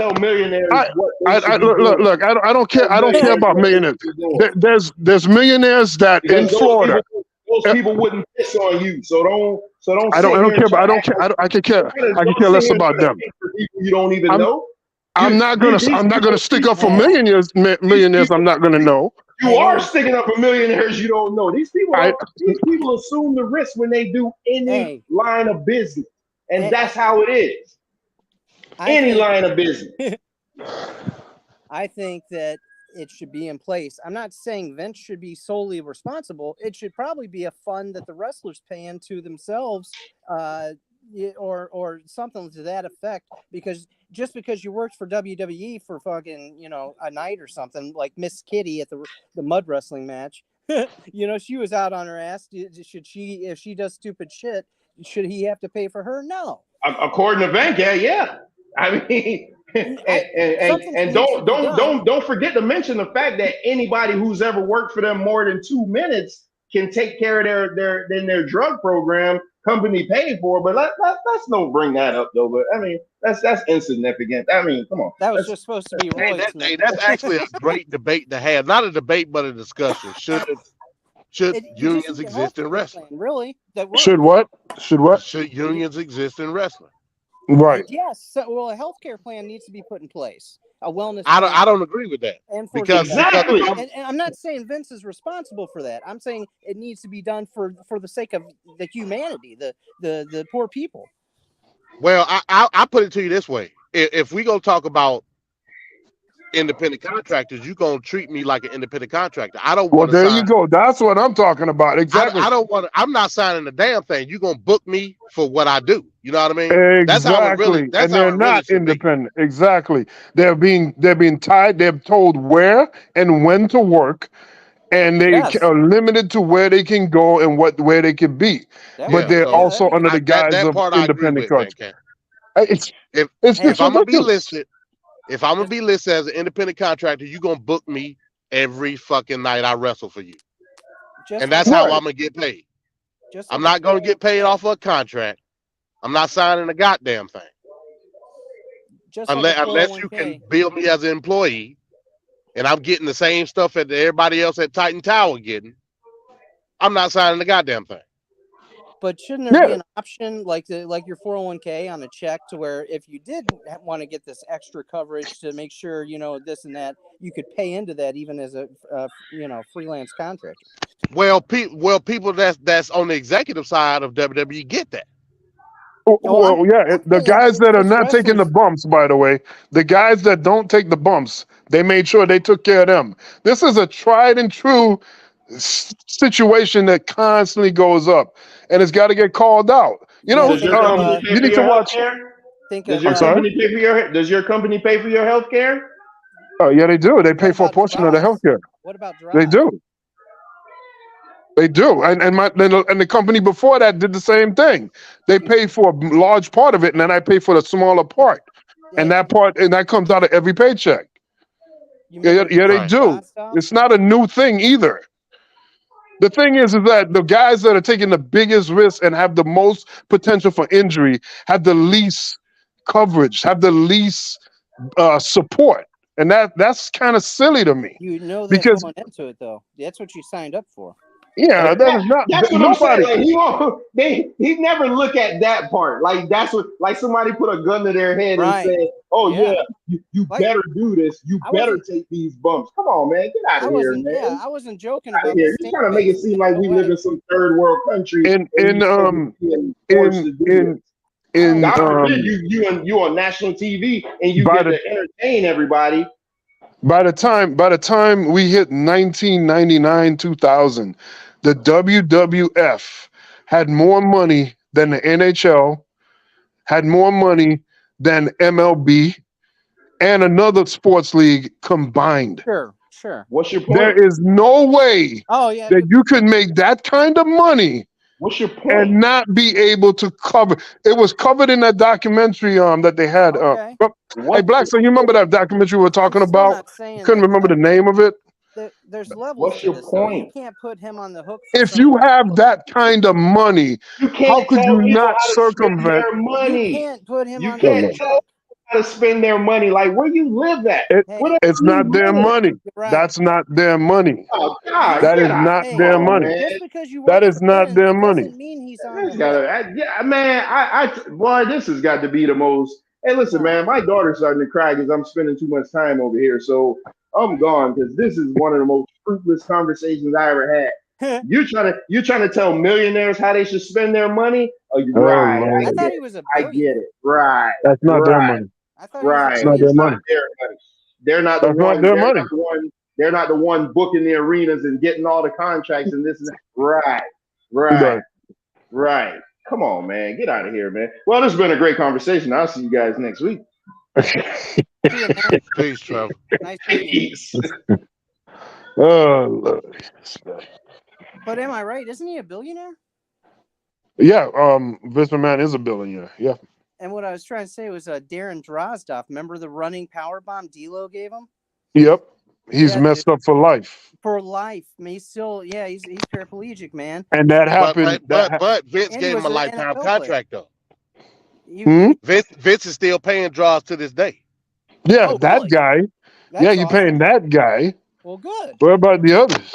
Well, yeah, but I still think it needs to be more of a union or an option on a paycheck, because I don't think just because you worked for Vince for a certain amount of time or what have you, even if you weren't a good employee, like you never made a good pop. I just think he shouldn't be on the hook for all those guys. It's basic economics, right? So let's say it's $10 for a ticket. So what do those $10 go? So let's just say normally the wrestler, we're just saying for hypothetical reasons, the wrestler will get like $2 out of the 10, and the promoter will get like $6 out of it. Well, can't we put it where maybe $1 goes on the side for a fund that builds to help with any kind of injury that these guys are gonna get? This should have already been thought out, and kind of like to the point that MD said with this whole independent contractor scheme that he has, which is the only place that exists is in WWE. That's the only place. I mean, even the NFL now is getting guaranteed contracts and whatnot. But we're not even saying that. I'm just saying if I go into your event, if I go into your ring and I take an unfortunate fall, why am me and my family having to now take on all this drama when you're this big bad company that has the funds and the ability to do something about it? But that'd be a current employee, right? I mean, a lot of past employees got injuries and they just left. Like Hitman. Hitman didn't know his career was over when he got hit in the head by Goldberg. It took a year. It took a year for him to realize that. But he was employed by WCW at the time. Like I'm talking about, like let's talk about like Scott Hall or Scott Hawley, or was that his name? Bob Holly's brother or whatever. Hardcore Holly, that's what it was. Right, Hardcore, yeah. Yeah, like he shot himself after he left. You know what I mean? Like let's say he didn't kill himself, but OD'd or something. That's not really Vince's fault. He could have been working in a high school gymnasium doing a show. You know that triggered that. You never know. So but these are obvious things, right? So a person that gets a drug habit, maybe it was there before. But again, they have this wellness program. They should catch it and then deal with it from there. But the NBA has like different programs where if people are struggling, they have like a program for them to help them rehabilitate and whatnot. And I'm just saying those things should be actively offered to all people on their roster, so that any potential problem that they can get from the job of professional wrestling, it should address those issues. And there's enough stories in the past that have happened to know what happens to professional wrestlers over time. What about this? Let's say like the Mountie all of a sudden starts smoking crack. He'd be a prime candidate? Would he still get in? Well, I got to stop you there. They offer rehabilitation to any of their former or past. I thought I heard that. Okay, I wasn't sure. Yeah, they do offer rehabilitation to any of their former employees. Did that rehabilitation happen for Jake the Snake? Because I believe he was on a GoFundMe. I believe also Scott Hall was on a GoFundMe. I believe they had to live with DDP. Yeah, they were, but they were doing the yoga too, and he got. Yeah, but I'm just telling you what WWE say. You know, I don't really trust what WWE say, because as we can see, they like to do a lot of smoke and mirrors. And Trevor seemed to have been bought and sold into that whole world of believing everything that they say. A great piece on WWE as a company and their practices would be last week tonight with Oliver, that guy on HBO. He did a whole 30 minutes on WWE, on the independent contractor. I think it would do Trevor some good to watch that piece, because they're like actually going into the business aspect of it, and they tell you like what's going on with it.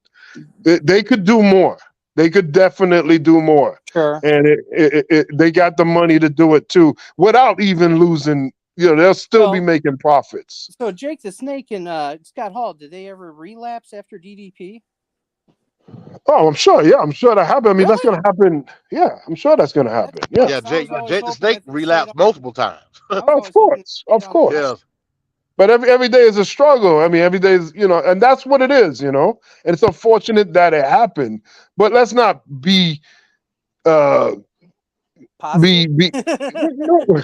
let's not pretend that these things don't happen. And in a lot of the situations, it generates from wrestling. It generates from wrestling. Man. I know. I saw the good, the bad, and the ugly with Jake the Snake taking crack to wrestle. In that hotel room, and I mean that's as gritty as it gets, if you ask me, because that was like a childhood icon. I see smoking crack now, that they'll like traumatize you.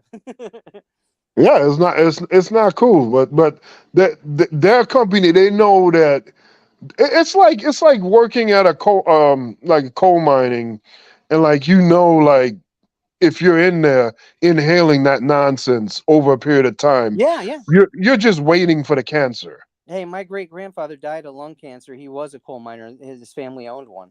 That's what I'm saying. Like the hazards that the job brings. Fuck yeah. There's a certain level. I'm not saying you're going to stop any and everything from happening, but have some measures, some proactive, real measures So they're not to help to counter. Maybe you can save some of these guys, because like there's like a report that there was like about 80 something guys. This is back like 5 years ago. About 80 something guys linked to WWE that have died before the age of 55, 60 years old. That's ridiculous, man. Like, that's absolutely ridiculous. It's got to be up there with the music, with celebrities. I guess they die like 25%. They have a 25% more chance of dying than most people. They die so young. Yeah, but I mean, seriously, with contact sports like this, and I don't care what you say, it's not entertainment to me. It's still a sport. You know, it's like a stuntman show, really. Oh yeah, for sure. Yeah, and with like you said about real the life stunt guys. hazards. Yeah, With so real life hazards. guys, they need the same program in place. But I do think things need to be sorted out, because I tend to lean one way or another on, you know, who should be eligible, you know, because some things, like if Scott Hall was a drunk at WWE and then he went on to Ted Turner and became, you know, started smoking fucking crack, then, you know, I think they should be splitting the bill. So any wrestling organization that's in business as of this year, like, you would have them all pay something, not just Vince. I think anyone who's still in the running that's not out of business should have some responsibility as well. And it's a sliding scale, even the little guys. Yeah, well, this is a debate. This is a conversation that needs to actively happen to address the issue. But to put a blind eye to it and be like, well, this is what they signed up for. Come on, really? Really? That is not good enough. Well, that again, is not Van Camp, good enough. I get what you're saying, Van Camp, but I look at it from both sides. Like I said, when it comes to, if you're gonna view me as an independent contractor, I need to be paid independently, meaning every little thing that I do for you, I should be paid for. I shouldn't have to sign any contract for anything. Just like you can book any guy on any little bullshit independent company. The same should go for WWE. I don't give a damn if it's any of you jobbers that's in WWE all the way up to Roman Reigns. Right. You know what I mean? But with that being said, you're booking me independently, meaning you're booking me by the show. So a person like Roman Reigns is probably gonna get paid a very large sum of money for each show that you book him on. Whereas a guy from NXT ain't gonna get paid as much. Sure. With like just like any card. Right, just like any 1099 company that you would work with. Yeah. In the real world, those people do not get medical. So I do agree with Trevor on that hand. If you're going to treat me as an independent contractor, it's not your obligation to then provide medical for me. Yeah, right. If that's the case, if that's something that you believe in, everybody that's signed to WWE should be a W-2 employee at WWE. And that's not what it's currently constructed as. You're right.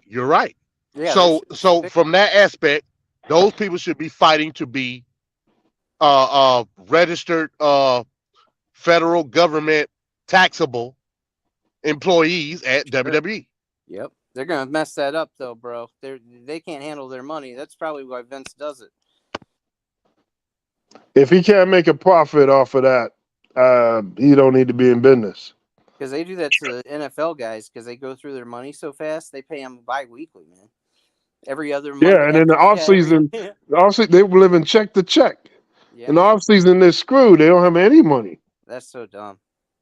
Yeah, there's a better way to do this, man. I mean, the NBA is probably the best overall, where they can treat their players a certain way and still rake in profits like crazy. In a perfect world, if we're gonna dig something out, I would go right to the root and say the monetary system. You know, because at that point, that nobody has to pay for it. We're just doing it to save their life.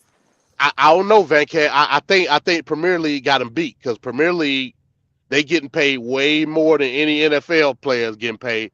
Plus, they got 24/7 access to team doctors in the No, Premier that's League. nice. That's nice. That's I good. don't give a shit if it's a cold. You know what I mean? Like they got access in the UK. They got access to the doctors 24/7. Jeez. Yep. Yep. So they essentially get free healthcare, free, along with millions of dollars. You know what I mean? Right. Right. Why not? I don't know, man. I don't know. I think like they've ran the rest And of their us in the families get ground. it too. Their families Oh, get it too damn. over there. Yeah, that is phenomenal right there. That's phenomenal. And I'm not even saying all that. Just cover people if something that Like happens in how your much? Are ring. you talking like $800 a month, like disability, or what? No, I'm just saying if something happens, just cover it, man. Like Miss Elizabeth would have purposely done that just to get money from you to buy more drugs. Well, that's unfortunate stuff. But Yeah, I think we can differentiate between people that legitimately got injured and hurt or was affected by the wrestling business versus people that were just junkies. I think it's very okay. So there is some straightforward. type of dividing in eligibility, right? Yeah, to a certain degree. But even people that are junkies need help too, though. But I what mean, if this? What if Ron Simmons worked with WCW for 10 years and then worked with WWE for 5, but he got messed up? I would put, whatever the remains are of the estate of WCW. Like, I just think that Ted Turner should be on the hook for that, even if he's dead, because he's got more money than us and he's fucking dead still. Yeah. It's this is a great conversation. It's a conversation that needs to be had. Unfortunately, Mr. Straight Talk got bent out of shape and wasn't that straight right now. And he took his ball and ran home with it. So we'll have that conversation on another day. As far as anything else, we're going to go ahead and wrap the show up. So we had our guest today, Pac-Man. Yeah. True Thank Pac. Thank you. I appreciate it, man. It was very fun meeting you guys and talking wrestling. Yeah. Where can they find you on social media? Well, I primarily crawl on Instagram, so it's TruGraffix, True Graphics. Yeah. Okay. And and that's pretty much it, because you'll get the same thing on my other feed. But then I do have the YouTube channel, but it's the same thing. YouTube at True Graphics. Cool. MD20, anything that you would like to bring to the attention or plug at the moment? Well, yeah, man, I was sick pretty much like all weekend and last couple of days, so I didn't like do anything. So, but yeah, I'm back on my feet today. We're supposed to have Arena Abroad tomorrow. Okay. That's the only thing I got coming up, and I had to postpone my series this weekend because obviously I was sick. So Okay. I got a rain check on that for now, but that might be this weekend. Okay, that's good. So this weekend we might get, and that would be what, number 4, right? In the series. Oh, hey, you probably got cut off. Okay, so Blackson, he's probably out as well, but Blackson is also, he pops up on the channel every now and then on the truck shows. As far as plugging for Trevor, of course, you could get Trevor on YouTube at Straight Talk with Trevor, the YouTube channel. You can find Trevor on Facebook and Instagram under Straight Talk Society. And there you can get coming up and the different things that he has going on with the Straight Talk Society. As far as anything else, next week's show is going to be WWF's greatest top 10 greatest matches. Oh, wow. Yeah, so that's what we're going to be doing next week. That's exciting. And yep, so we look forward. Hopefully, you'll be on the show again next week. Yeah, absolutely. I'd love it. Yeah, All right. Yeah, so it should be great. And then, we're in the WrestleMania season right now. So we did the WCW Greatest Matches. Next week will be WWF. And then after WrestleMania, the next show would be the WrestleMania wrap-up. Oh. And these countdowns will be in celebration of WrestleMania and the great matches we hope to see on the card. Yeah, we can only hope. What an epic. Yeah. I remember getting the full ticket where I'd start at noon and they played stuff all day. That was a bomb. That was like 98. Oh, yeah. Yeah, that was great. All right. So once again, I do appreciate you coming on tonight, Pac-Man, and we hope to see you next week as well. And it was great having you on. It was a fun time. And for everybody else here on the arena, Blackson, MD20, Trevor, the heel minister, and Pac-Man, I'm Venkat. Have a great night. We'll see you next week. And peace. Peace, y'all.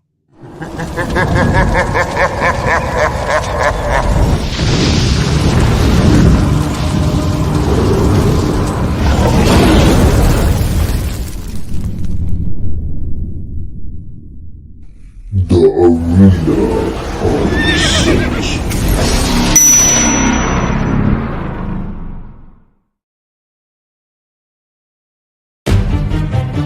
Oh yeah, Black Sun in the hizzle, all the shizzle dizzle.